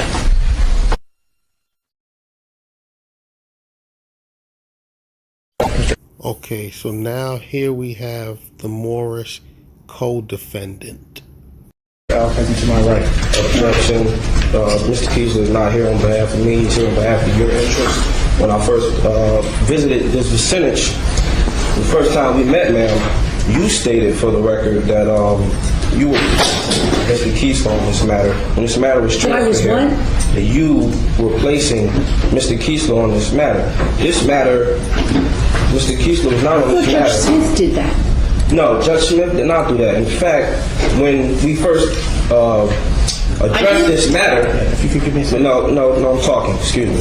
When we first addressed this matter, you read on the record, and I have the video, that you did not understand what Judge Smith meant by that this matter was to be adjourned until the defense inquired representation. That's what you said, ma'am. Mr. Keesler was not on this matter when it came here, ma'am. So therefore, he's not on this matter now. I do not require the services of the Office of Public Defense. And if he was on this matter, there's never been an interview. There's never been any discovery forwarded. There's never been any indictment forwarded. We don't have any copies of the official state of New Jersey certified Essex County public records that were stolen by Matthew T. Dill and are unlawfully held by the Office of Prosecution. We don't have copies of that pursuant to the courtroom rules that I've heard you mention plenty of times that stipulate that we're supposed to be giving copies of those instruments, or those original instruments ought to be transferred back because they're not contraband, or issued in the indictment, or listed in the indictment. I was saying that, but... So, I don't have any information relative to this matter, ma'am, so the account numbers that you read, I don't have any information pertaining to them. Thank you, sir. Hey, Judge, if I could just clarify the record. In proceedings that took place downstairs before Judge Smith, he had removed the Office of Public Defender from Representative Mr. L. He then later reversed that ruling and sent the matter upstairs to Your Honor. So, as a point of clarification, when we came up here, you had indicated that, given the fact that Judge Smith had reversed that order, that the Public Defender's Office was in on this matter. All right. Thank you for refreshing my record. Now, sir, I'm talking. Look, this is not your case. Well, I'm talking. Objection. Please wait. He is not my Amir attorney. ACL. No. He may not be Not Nobel. Not Nobel. Amir Noble. ACL. Mr. Keesler is speaking to the court. Whether he's speaking on your behalf or on his own behalf, please extend to him the courtesy that has been extended to you and let him finish speaking. No problem. I just want him to clarify. You will have the opportunity to respond. Please listen. No problem, man. I just want him to clarify who he's speaking on behalf of before he makes his statement. He doesn't have to respond to anything that you say. He's speaking to me. Thank you, sir. That brings us to our next point. Quite frankly, Judge, we need to make a motion from our office to be relieved for non-cooperation. When we were representing Mr. L, Judge, we had forwarded information on Mr. L. It was returned to us, Judge. There's no communication between us. Did you send it to the post office box address? We've sent it to multiple addresses, Judge. Objection, ma'am. Given the fact that it's clear, Judge, he stated numerous times he doesn't want us to represent him. He will not cooperate with us, Judge. We can't effectively represent someone who does not want us. So if Your Honor requires a formal written motion, I can have that filed by the end of the week. But realistically, Judge, we're asking to be relieved for non-cooperation. Objection, ma'am. I wish that... What is your objection? I'm objecting to the fact that there hasn't been any information forwarded to my office's P.O. box. So this is how ridiculous these Moorish sovereigns are. This Moorish sovereign clearly doesn't want this public defender to represent him. This public defender just stated his case with the judge, pretty much asking for the judge to relieve him because he does not want to represent this Moorish sovereign. So in essence, he's trying to give the Moorish sovereign what he wants because this Moorish sovereign doesn't want the public defender. And this fool is going to sit up here and make an objection. Like, this is how clouded these Moorish sovereigns' brains are. Your public defender is pretty much trying to quit on you, which is the outcome you want, and you are still being argumentative with the judge about it. This is counterproductive. This literally makes no sense. He is trying to give you what you've been asking for. You don't want counsel, and he is trying to give that to you. He's stating to the judge, like, please, judge, get me away from this guy. I do not want to represent him. And this fool is still objecting to everything. It's like he doesn't, his ears aren't open. It's almost as if he has earplugs in his ears. Like, he must not have heard anything that this lawyer has just said, because why would you object? Like, this is ridiculous. I'll put that information on record with Judge Smith. I received the recusal notice. No problem. All right, now, if the Office of Public Defense or anybody, prosecution, whoever stipulates that they forward the information to our P.O. box, that's a lie, and we ask for them to present proof of receipt or proof of sent of the correspondence. Can I ask you a question? Can I ask you a question? One of the things that you say is that you've never received a copy of the indictment. Exactly. Which indictment? Are you referring to all three of them? Whatever information that you have on your desk, I don't have anything. I can resolve that problem right now. Mr. Kramer.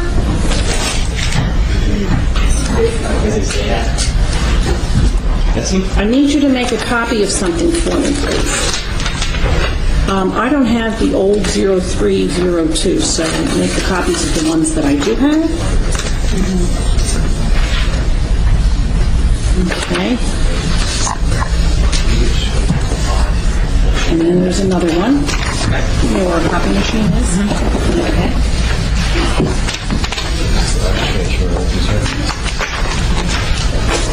As well, I don't have... Just a moment, please. Sir, please. I'm looking through the file. I can't listen to you and also look through the file at the same time.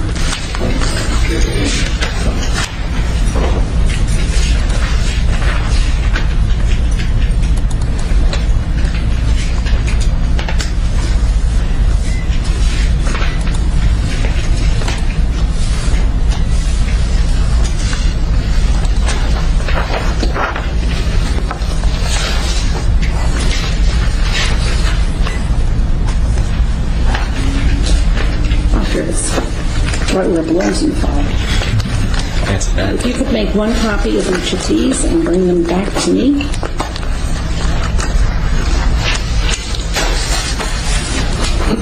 Thanks. Ma'am, while he's at it...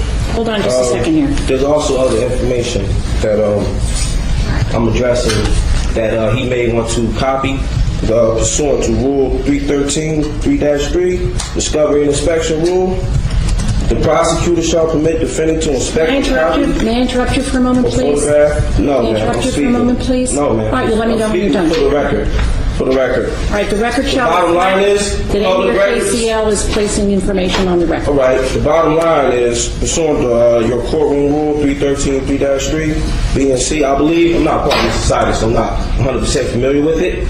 But some of it may be unintelligible to you. According to it, I'm not familiar with it. Right, I understand. So, just correct me if I'm wrong, but it stipulates that... it doesn't stipulate anything. Discovery and Inspection Rule 3:13, 3-3B and C. It stipulates the prosecutor shall permit the defendant, if you're claiming I'm a defendant, I've been here almost 8 visits, and this prosecution has failed to prove jurisdiction, and so have you. It stipulates that books, tangible objects, papers, or documents obtained from or belonging to the defendant, records of statements or confessions, signed or unsigned by the defendant, or copies thereof, and a summary of any admissions or declarations against penal interests made by the defendant that are known to the prosecution but not recorded, books, papers, documents, etc. I'm supposed to be given a copy of that, if not the originals. Those documents are not considered contraband or are not listed in any of the indictments that you may have before you. So I'm either requesting for the return of the original certified documents, the public records that were taken, or copies of those documents according to the rule which says I have a right to have.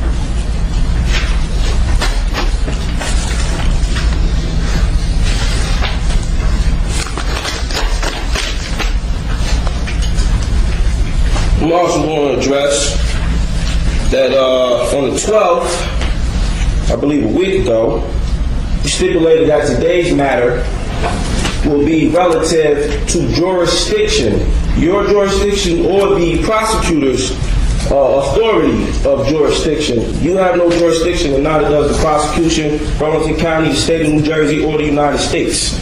So I'm letting you know that now, and I'm asserting that I'm protected by the Treaty of Peace and Friendship via 1787 pursuant to Article 4. You must dismiss this case. Wrong. I'm sorry to burst your bubble, Bob, but the Treaty of Peace and Friendship has nothing to do with you, nor will it help you with this case. You have no jurisdiction, and neither does the prosecution, Burlington County, the state of New Jersey, or the United States. So I'm letting you know that now, and I'm asserting that I'm protected by the Treaty of Peace and Friendship via 1787 pursuant to Article 4. You must dismiss this case. For the record, on the record, and let the record show.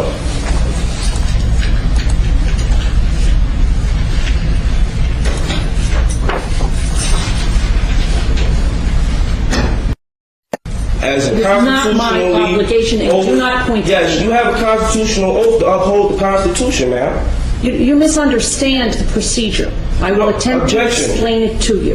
Objection. The documents that you want are not documents that are in the court's file at this point in time. Objection, I don't know ma'am. if they would ever be in the court's file at this point in time. That's not my problem, ma'am. Absolutely, it's your problem. But your position is that you want them from the prosecutor, and you have requested them from the prosecutor. That's right. And the prosecutor has failed to give them to you. That's right. You can make the appropriate application to the court, and you can say to the court, I've asked for them, I'm entitled to them, I haven't gotten them, order them to give it to me. I've already filed received a notarized affidavit of fact in reference to return of property weeks ago. A notarized affidavit. So if you're telling me you don't have to acknowledge affidavits, all right, that's what your statement is. However, bottom line is this court has failed to prove jurisdiction and has avoided the issue of jurisdiction at all costs. And nobody in here has the status. All right? Nobody has proven status, and nobody in here has the authority to proceed. Now, the last hearing we discussed, you stated that Could you please stop yelling at me? This matter, you stated, ma'am, for the record, you stated that this matter was relative to jurisdiction, not Mr. Kiesler's position here and not anything else. You stated that you were giving the prosecution a chance to prove jurisdiction, and he's not even the assigned prosecutor to the case, but obviously he's remaining silent, and he has nothing to state. So I move that this case be dismissed. When there is an appropriate application before this court to address the issue of discovery violations, jurisdiction, or anything else, the court will act. Filing a notarized or not notarized affidavit is not an appropriate way to bring a matter before the attention of the court. What you must file is a notice of motion that sets forth the relief that you want, and it needs to be supported with a certification, an affidavit, whatever it is. Can you repeat that, ma'am? Notice of motion. This is exactly what I told Cheyenne Matoda Kushmir L. For the record, man, which rule, authority, courtroom rule, statute are you using? It's in the court rules. I do not address that matter? It is in the court rules. I do not recall, and I'm not going to look up for you the exact court rule, but the court rule set out the procedure that you must follow. Objection, ma'am. I'm not a party to society. I'm not subject to your courtroom rules, and you have not proven jurisdiction.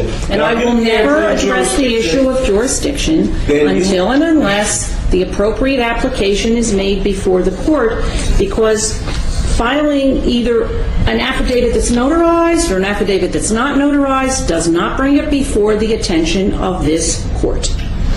Now, the crazy thing here is that he's filing all of this paperwork in the wrong way. So the judge is pretty much trying to tell him how to file it in the correct way. And what he is trying to do is bring up the issue of jurisdiction. So he done been to court 8 times saying the same things over and over and over with the jurisdiction, when in reality, even if he does file the paperwork in the correct way, all the judge is going to come back and say is, sorry, sir, the courts do have jurisdiction over you. So this man is just wasting his time making these arguments and filing paperwork the wrong way, because the answer is still going to come back not in his favor. The answer will come back, sorry, sir, the courts do have jurisdiction over you. Now move on. Objection. There is no discretion to ignore the lack of jurisdiction. Joyce versus United States. Jurisdiction is fundamental, and the judgment rendered by a court that does not have jurisdiction in here is void ab initio.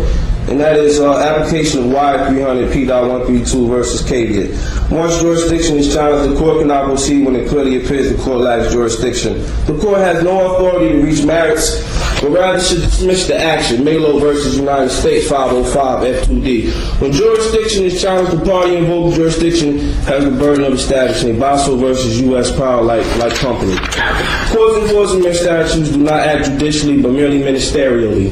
Thus, no judicial immunity, and unlike courts of law, do not attain jurisdiction by service of process, nor even arrest and compelled appearance. I'm here by way of threat, duress, coercion. I'm going to make that clear for the record every time I have to appear, if I have to appear. The only reason I'm appearing here is by way of your threat, duress, coercion, or your company's threat, duress, coercion. You can read me. Let me interrupt you, please. You can read me this until the cows come home. You can read it ad nauseum and ad infinitum. It doesn't change the fact that until the issue is brought appropriately before this court, no ruling with regard to jurisdiction is ever going to be made. Now, let me ask you this question, though. In the other matter, first of all, let me backtrack a little bit. Let me get the correct number out here, because we now have 2 numbers. In the case with indictment number 08-04-0441, which is the one in which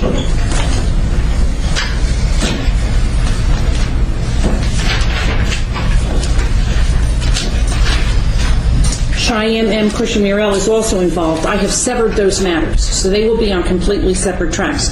But he told me that he had filed a notice of removal to the federal court, and my question to you is, have you filed a notice of removal to federal court with regard to any of these matters? Yes, ma'am. Notice of removal has been filed regarding all matters. The 3 matters? Yes, the 3 matters that you... May I ask you, please, would you tell me, when did you file this? It was filed last night, FedEx. To the federal court? To the federal court. All right. Yes.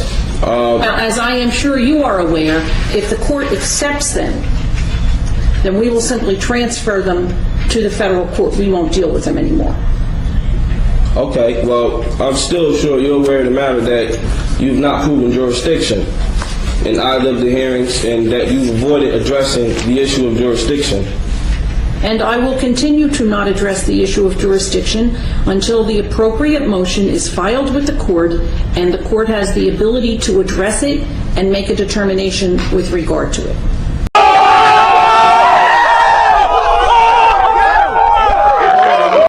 And Judge, if I could just for a moment, that's the issue at hand.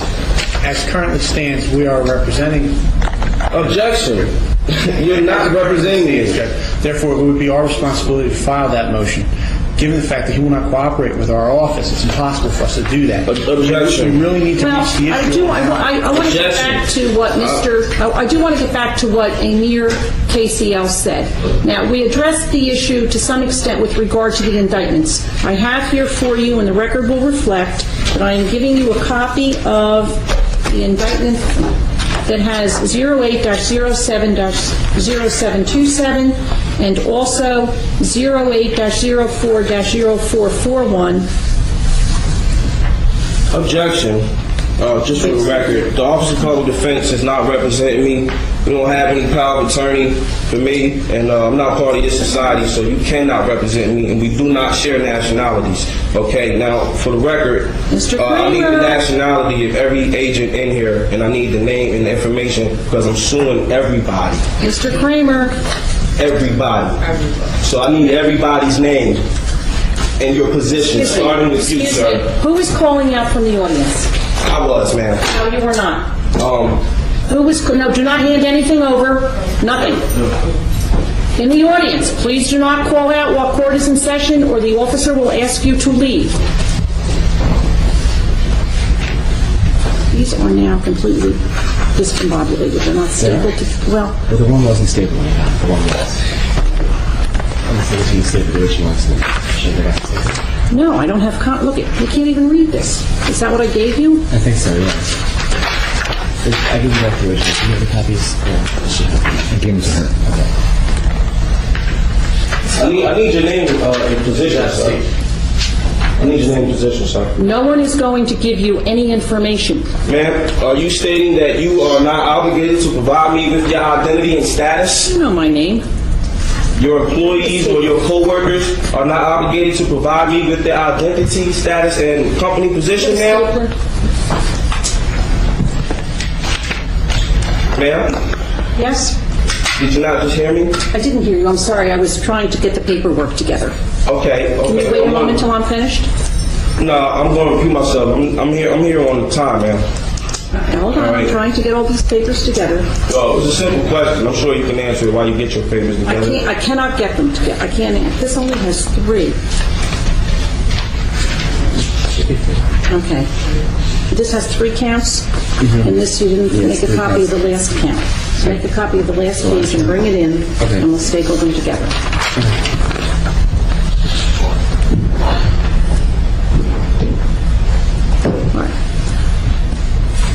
All right, Noble Amir KCL, you complained about discovery. I think I've addressed that. I'm giving you the copies of the indictments, and you said you've never been interviewed. I am sure that Mr. Kiesler can give you now a date for you to be interviewed. Objection, ma'am. I do not require the Office of Public Defense or any attorney at law.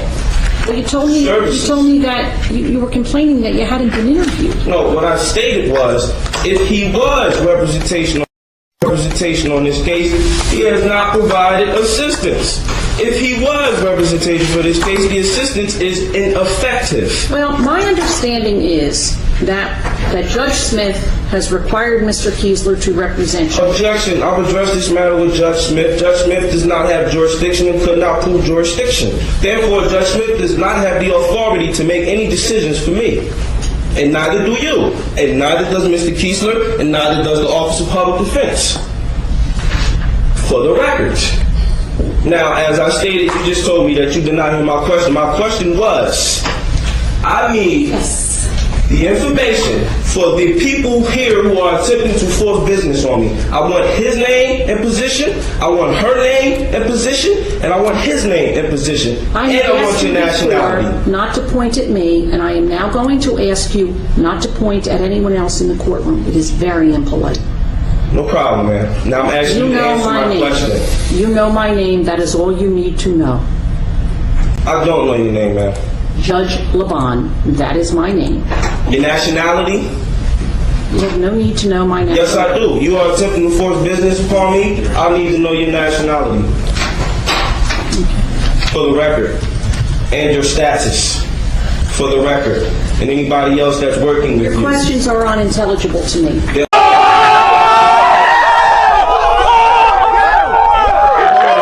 This judge is straight up schooling this Moorish sovereign.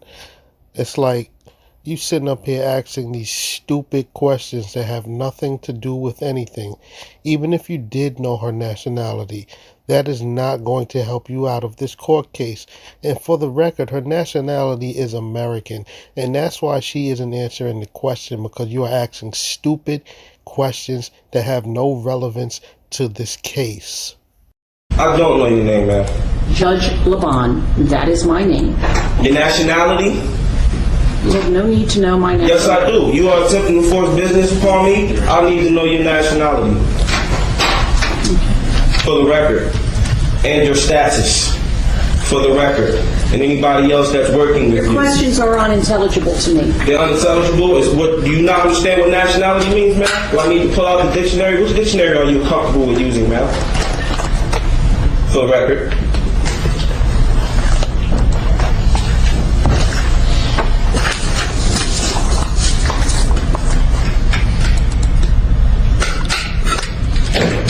All right, the record should reflect that I am going to give to Noble Amir Kushmir L. I'm sorry, Noble Amir KCL, a copy of Indictment 08-07-0727 and Indictment 08-04-0441. Objection, ma'am. Can you state for the record who those indictments are addressed to? Well, stating who you were given to. Objection. Wait, no. Hand that back to her. I am handing the papers. She needs to state for the record. I am handing the papers to Noble Amir KCL. I need to know who's on it, ma'am. It doesn't matter who's on it. Yes, it I'll give does. you copies of papers. I need to know who's addressed to. Read it. If it's not addressed to me, read it. You've not read my notarized affidavits. Read it. You've not read my notarized affidavits. Right. Well, this is what I'm going to do. I'm going to give this matter another date. Mr. Kiesler, you can make whatever application you want. Noble Amir KCL, you can make whatever application you want. Hopefully, in the meantime, we will hear from the federal court with regard to the removal application. I'm going to just state for the record that your application to do any further proceedings are denied because you have not proven jurisdiction, neither has the prosecution who was here and present. Prosecution, would you state your proof of claim for the record? Your Honor, would any motion by our office be heard on the next date, or would you set a separate hearing? No, it'll be heard on the next date. Thank you. For the record, the application to proceed to set any hearings is denied. It's not proven jurisdiction.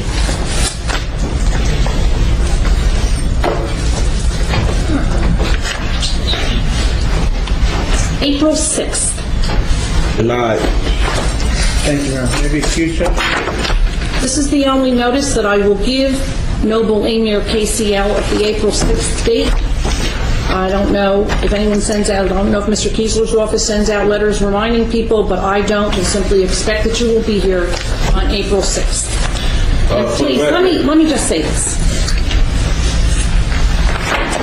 If you want this court to rule with regard to jurisdiction, it is very simple to bring the issue before me.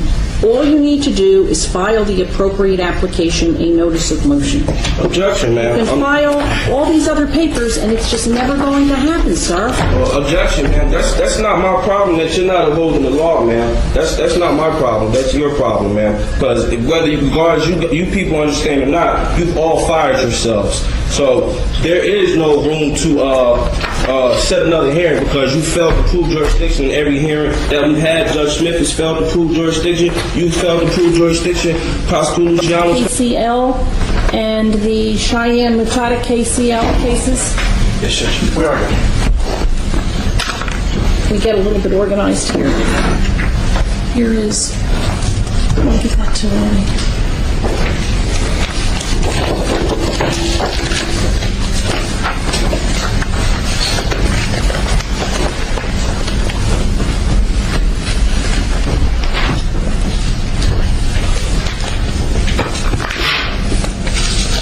Mark took that. Yeah. And I'll give that to Mark's file. I know. I wonder why on this court date they both didn't show up with their fez hats. It's rather odd.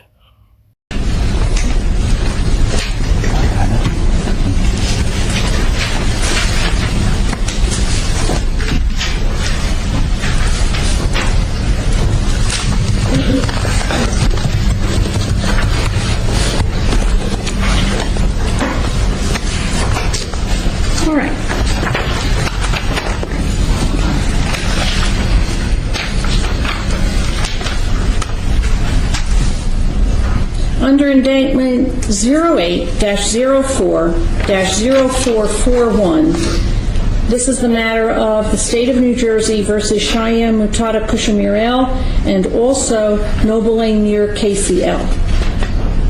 Would the prosecutor enter his appearance on the record, please? Judge, good afternoon. Assistant Prosecutor Mike Luciano, State. All right, and would the defense attorneys enter their appearance?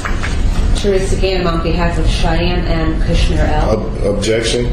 I do not have a contract with the public defender's office. I've never spoken to her. Don't know where she's from. I don't know her. I have no contract with them to be a representative for me of any way. As I said before. Right, your objection is noted for the record. Let me just proceed for a moment, please. Objection, Mr. Kiesler. John J. Kiesler on behalf of the defendant, not to my immediate right, but at the end, Judge. All right. What I have on my list today is the return date of the motion to dismiss for lack of in personam jurisdiction on behalf of Noble Amir KCL and Cheyenne Mutada KCL. However, before I get to that, Cheyenne Mutada KCL, Kushamir L, I'm sorry. The reason Ms. Ganem is here today, and I think you may recall this, is that I appointed the Office of the Public Defender to act as your attorney. I know that it was over your objection, but we had a hearing about it, and I determined that it was not in your best interest to proceed without legal representation. Objection, ma'am. I understand your objection. She must fill out an IRS Form 56 and notify the IRS that she's acting in a fiduciary capacity. You have to have a 1099. I am Mutada Kushamir L. Please, I understand all your objections. You'll be able to put all your objections on the record. Just let me explain to you what is happening here. The court appointed her, the court appointed the Office of the Public Defender to represent you, as Mr. Kiesler was appointed by the court to represent Noble Amir KCL. Objection, ma'am. Mr. Kiesler does not represent me in the matter. Your objection is noted for the record. Please be quiet for a moment. Please take judicial notice that a civil suit is being filed against the Office of Public Defense. I will not take judicial notice of that because I do not have in front of me any document that has been filed with a docket number. Well, that may be, but I can't take judicial notice of something that is not here. However, I'm orally notifying you, ma'am. You can notify me of anything you want, but I can't take judicial notice of anything like that. However, what has become exceedingly clear to me is that it puts the Office of the Public Defender as an institution, Ms. Ganem and Mr. Kiesler as attorneys, in a most untenable position. And therefore, what I am doing is I am appointing them simply as standby counsel. I'm objecting to that, ma'am. You can object to anything that you want. As standby counsel, their only participation in this case will be to be present for every proceeding. In the event Cheyenne Mutada Kushamir L or Noble Amir KCL, you wish to consult with them about a legal issue, a factual issue, a procedural issue, or anything else. You don't have to talk to them at all if you don't want to. You don't have to take any advice from them, listen to them, or anything else. An objection, ma'am. The Office of Public Defense is being sued in a class action lawsuit. That's fine. You can do what you want. I mean, like I said, you asked me if I would take judicial notice of it. I am unable to take judicial notice of any lawsuit that I don't have here in front of me. Simply orally notifying me, ma'am. Well, if you read the rules, however, you will note that the court does not take judicial notice of oral notification. Well, I must object. The objection is? The Public Defense is being sued. They cannot represent me. They're not representing you. Thank you. That was what I just said. They are here simply as standby counsel. If you wish to consult with them, ask them for their advice, ask their opinion, ask them about procedure, whatever it is. The only questions I will have to ask them, ma'am, will be during the trial in the federal civil court, ma'am, district court. I have no further questions to ask. The question I do have, ma'am, is if the woman, Ms. Ganem. Ms. who? Ganem, Ganim. Ganem, and gentleman Kiesler would have to fill out an IRS Form 56, and I would need copies of the 1099 OID that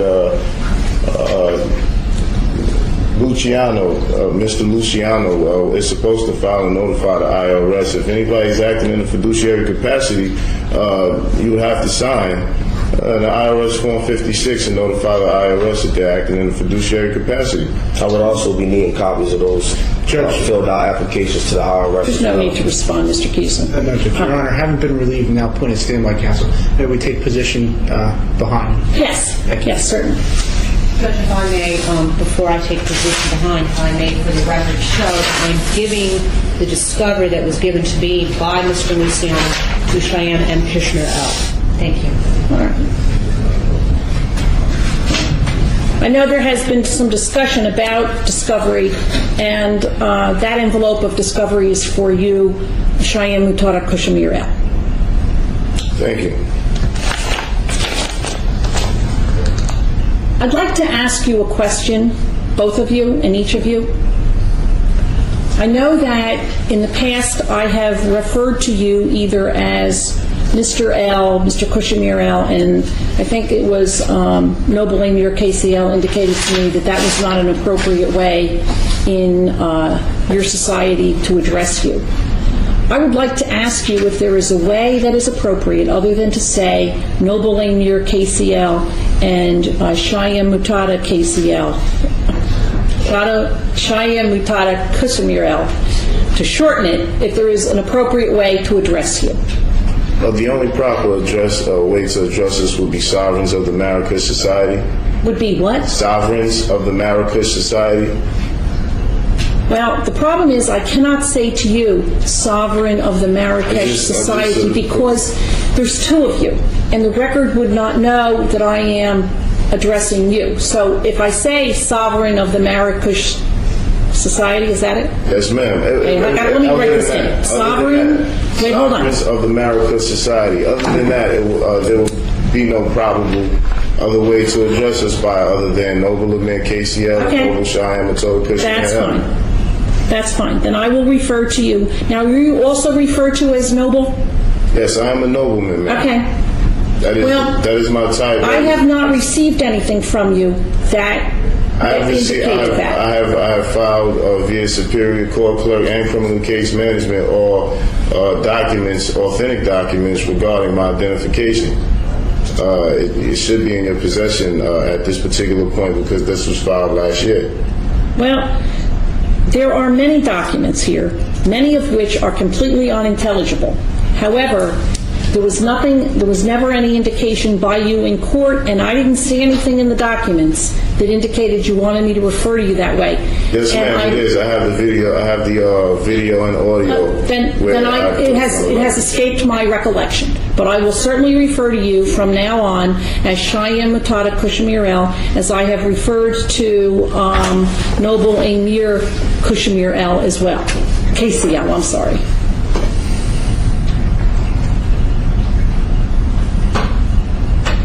As well as a notice of removal has already been put in. This the Superior Court clerk, as well as Criminal Case Management, as well as the prosecutor's office, has made it extremely and exceedingly difficult to serve the papers of the notice of removal on this court.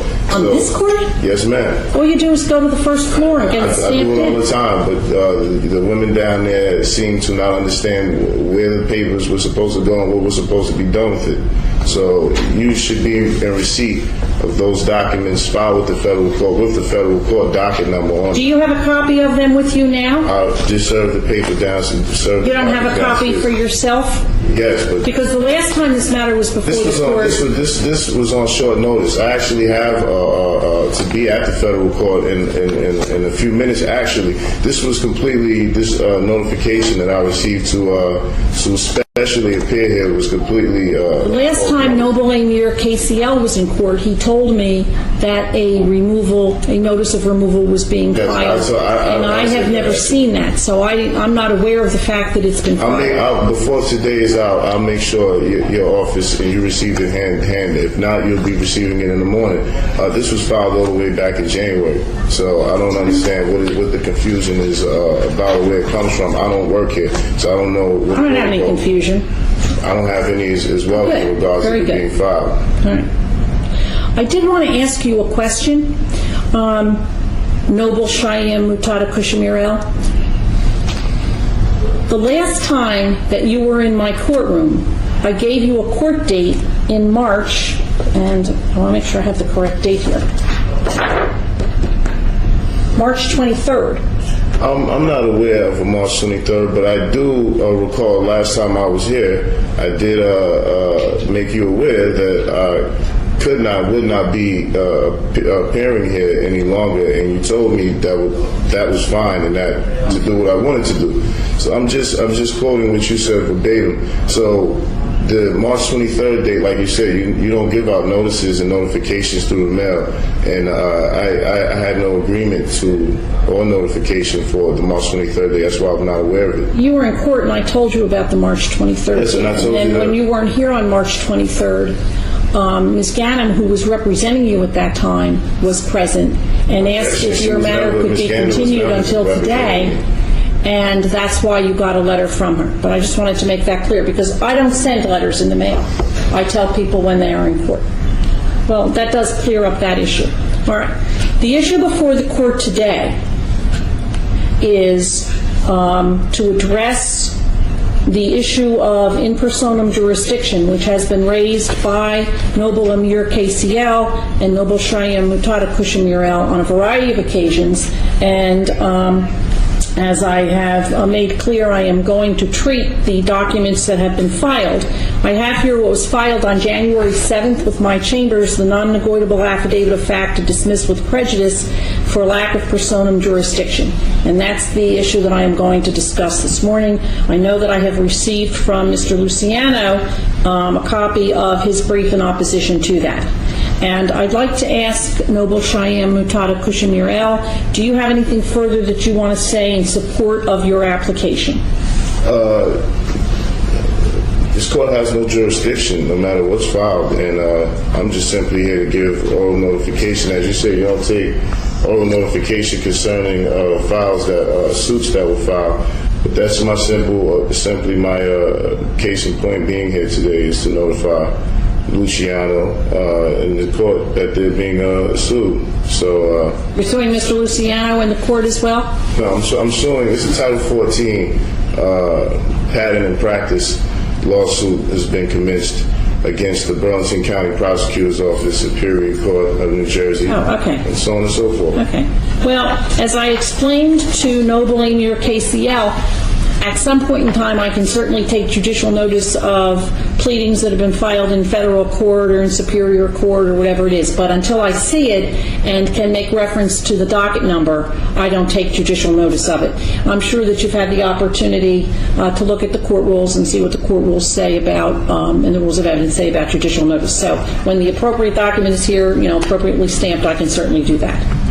But anything else that you want to say on the issue? This court has no jurisdiction, and it is too late in the procedure of things to prove jurisdiction because I haven't consented or given jurisdiction at any point. All right, thank you very much.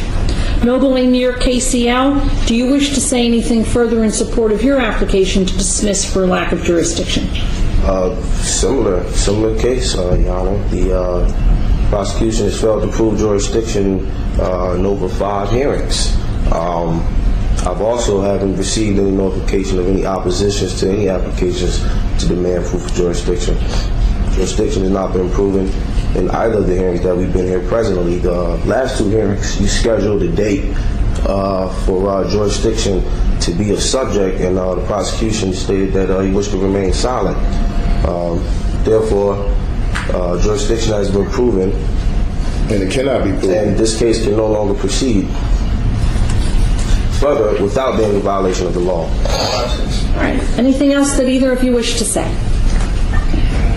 No? Not at this particular point. Okay. It depends on what you say next. Well, I'm going to listen to what Mr. Luciano has to say. And then, because you are the moving parties, you will have an opportunity to respond to what Mr. Luciano has to say, and then I will speak. So they're the only opportunities you're going to have to speak. You'll have a chance, as I said, you can listen to what Mr. Luciano says, and you can respond to that, of course. Mr. Luciano. Judge, just briefly, as I noted in my brief, under NJSA 2C1-3A1, the state is clearly vested with power to prosecute crimes occurring within its territorial borders. Essentially, Judge, the essential basis for invoking jurisdiction in criminal cases is that the crime be committed in the state in which the case is to be tried.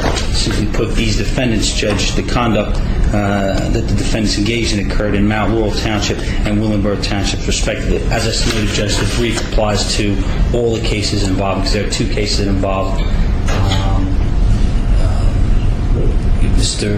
the defendant to the far right. Noble Amir KCL. And only one case to the defendant to my immediate right.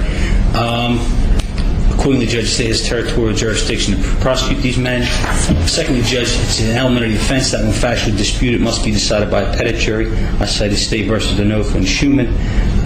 It is submitted to the jury, Judge, when, unlike here, there is a factual dispute over the location of crime. Filings by both of the defendants, Judge, frankly, unintelligible is a good way to put it. I think that's a kind way to put it. It has to do with federal UCC laws and commerce, which have no application here, Judge, under the state criminal law. Finally, Judge, the moving party has a burden to show no inference could reasonably be drawn placing the site of the crime within the state. None of the filings dispute, Judge, that these crimes didn't occur inside the townships, as noted in both of these indictments. Finally, Judge, the defendants have not presented any credible evidence indicating any personal immunity from prosecution by the state. For that reason, Judge, the state would ask that you use this. Excuse me, Mr. Luciano. Noble Amir KCL and Noble Cheyenne Mutada Kushamirel, please do not interrupt Mr. Luciano when he is speaking.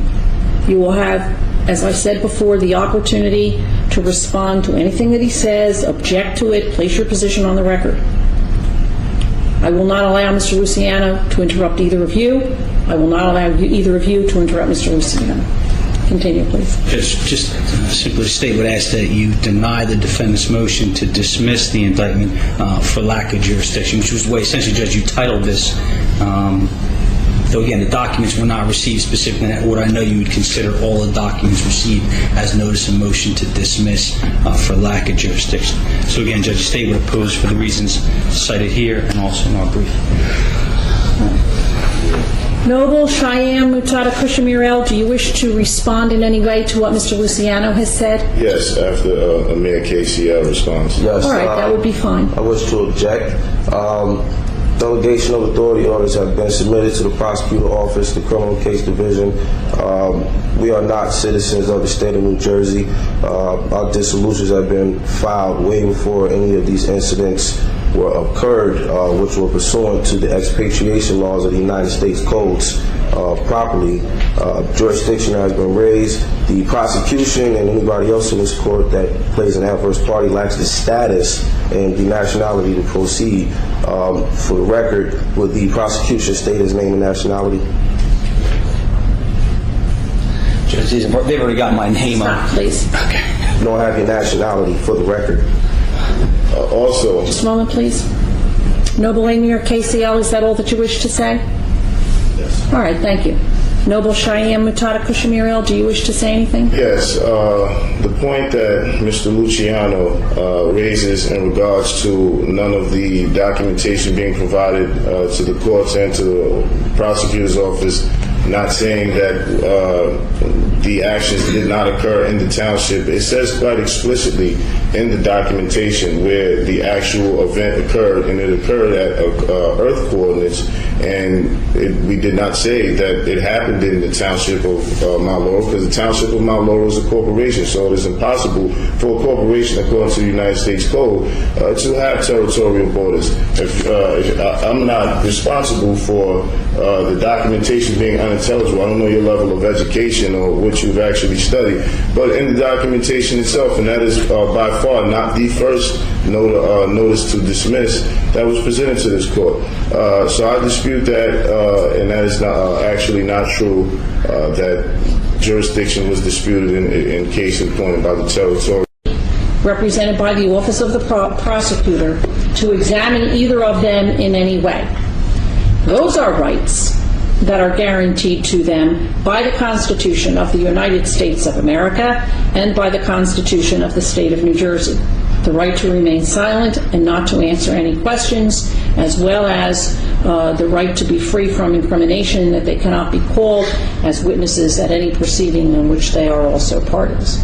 So whether, in fact, one actually thinks that the Treaty of Peace and Friendship of 1787 provides them with the exemption from examination is of no moment today, because there are other constitutional, and I would suggest perhaps more important in this court, rights that they have.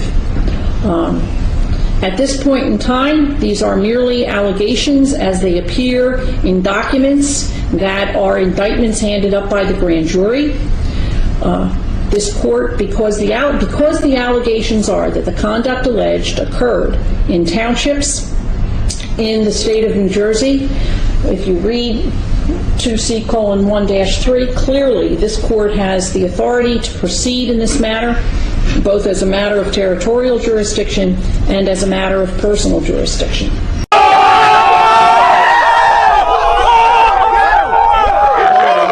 You see, the jurisdiction issue ended exactly the way I said it would.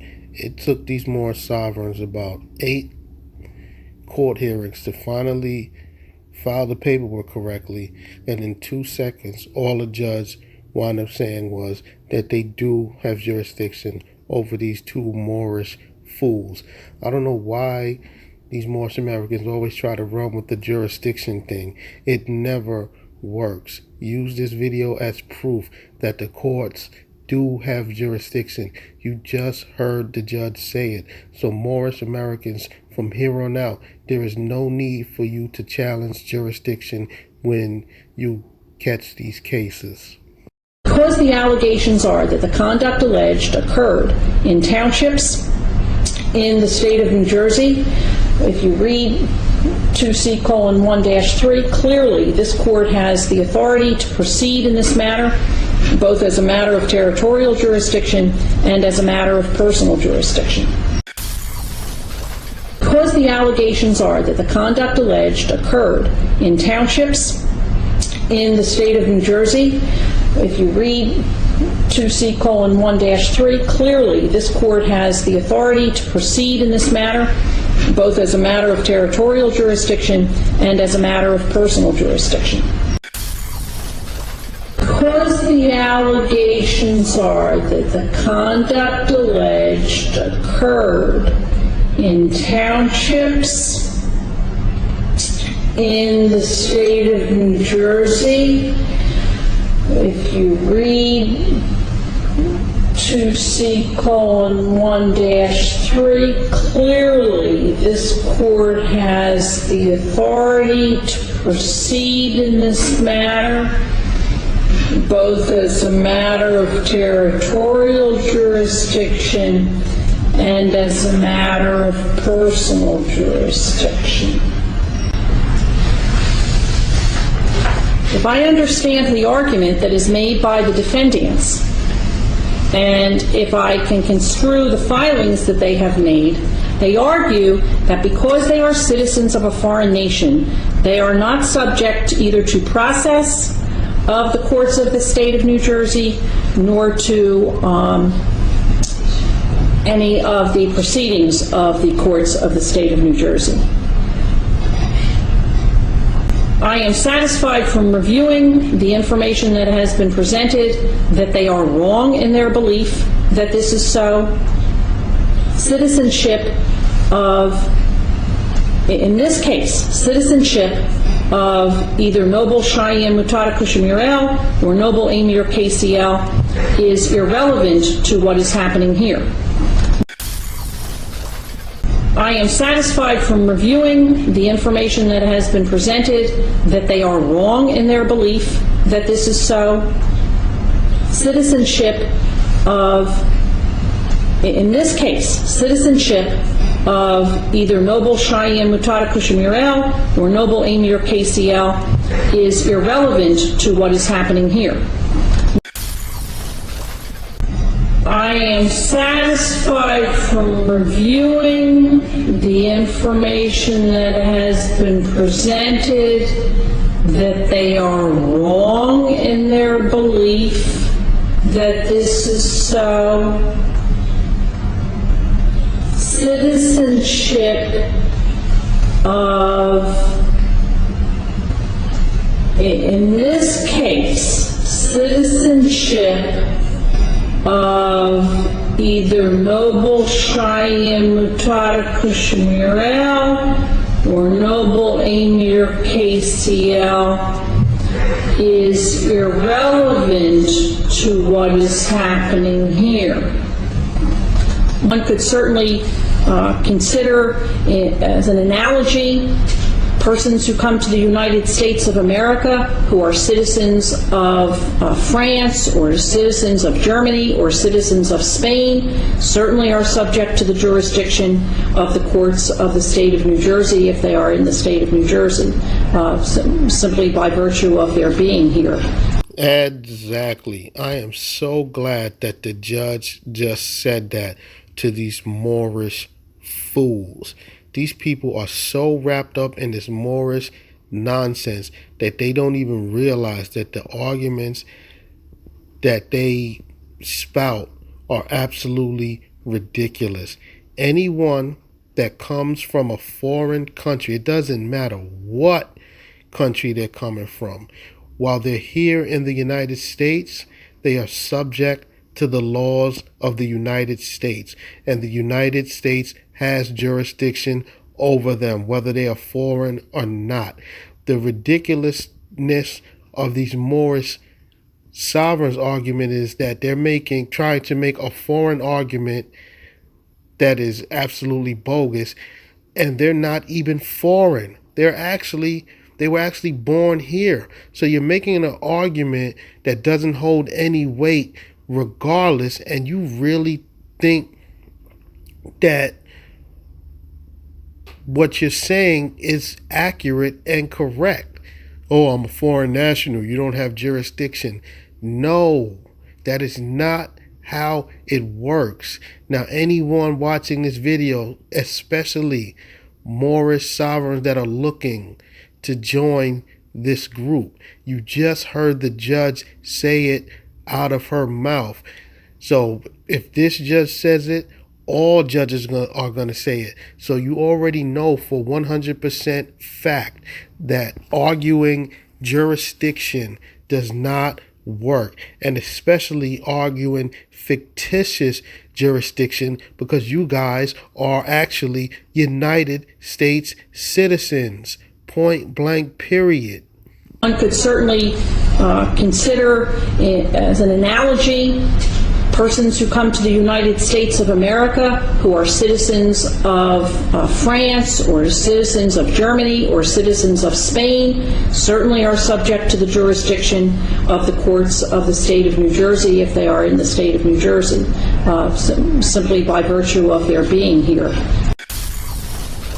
One could certainly consider, as an analogy, persons who come to the United States of America who are citizens of France or citizens of Germany or citizens of Spain certainly are subject to the jurisdiction of the courts of the state of New Jersey if they are in the state of New Jersey, simply by virtue of their being here. One could certainly consider it as an analogy, persons who come to the United States of America who are citizens of France or citizens of Germany or citizens of Spain certainly are subject to the jurisdiction of the courts of the state of New Jersey if they are in the state of New Jersey, simply by virtue of their being here. And as I said, citizenship is of no moment. Accordingly, the motions to dismiss that have been filed by Noble Cheyenne Mutada Kushmirel and Noble Amir KCL are denied, and these matters will proceed as we normally proceed with matters that are listed in the criminal division. Objection, ma'am. We do not allege or affirm that we are in the state of New Jersey, particularly with regard to other types of citizens. We are sovereigns. We are not subjects of any corporation. United States is also a corporation pursuant to the United States codes as well. Therefore, we cannot be inside a corporation, and we have not committed any violations of any of your corporations. By the way, we have no contracts with any of your corporations, and if any of your corporations do have any contracts, please present the contracts into the record, for the record.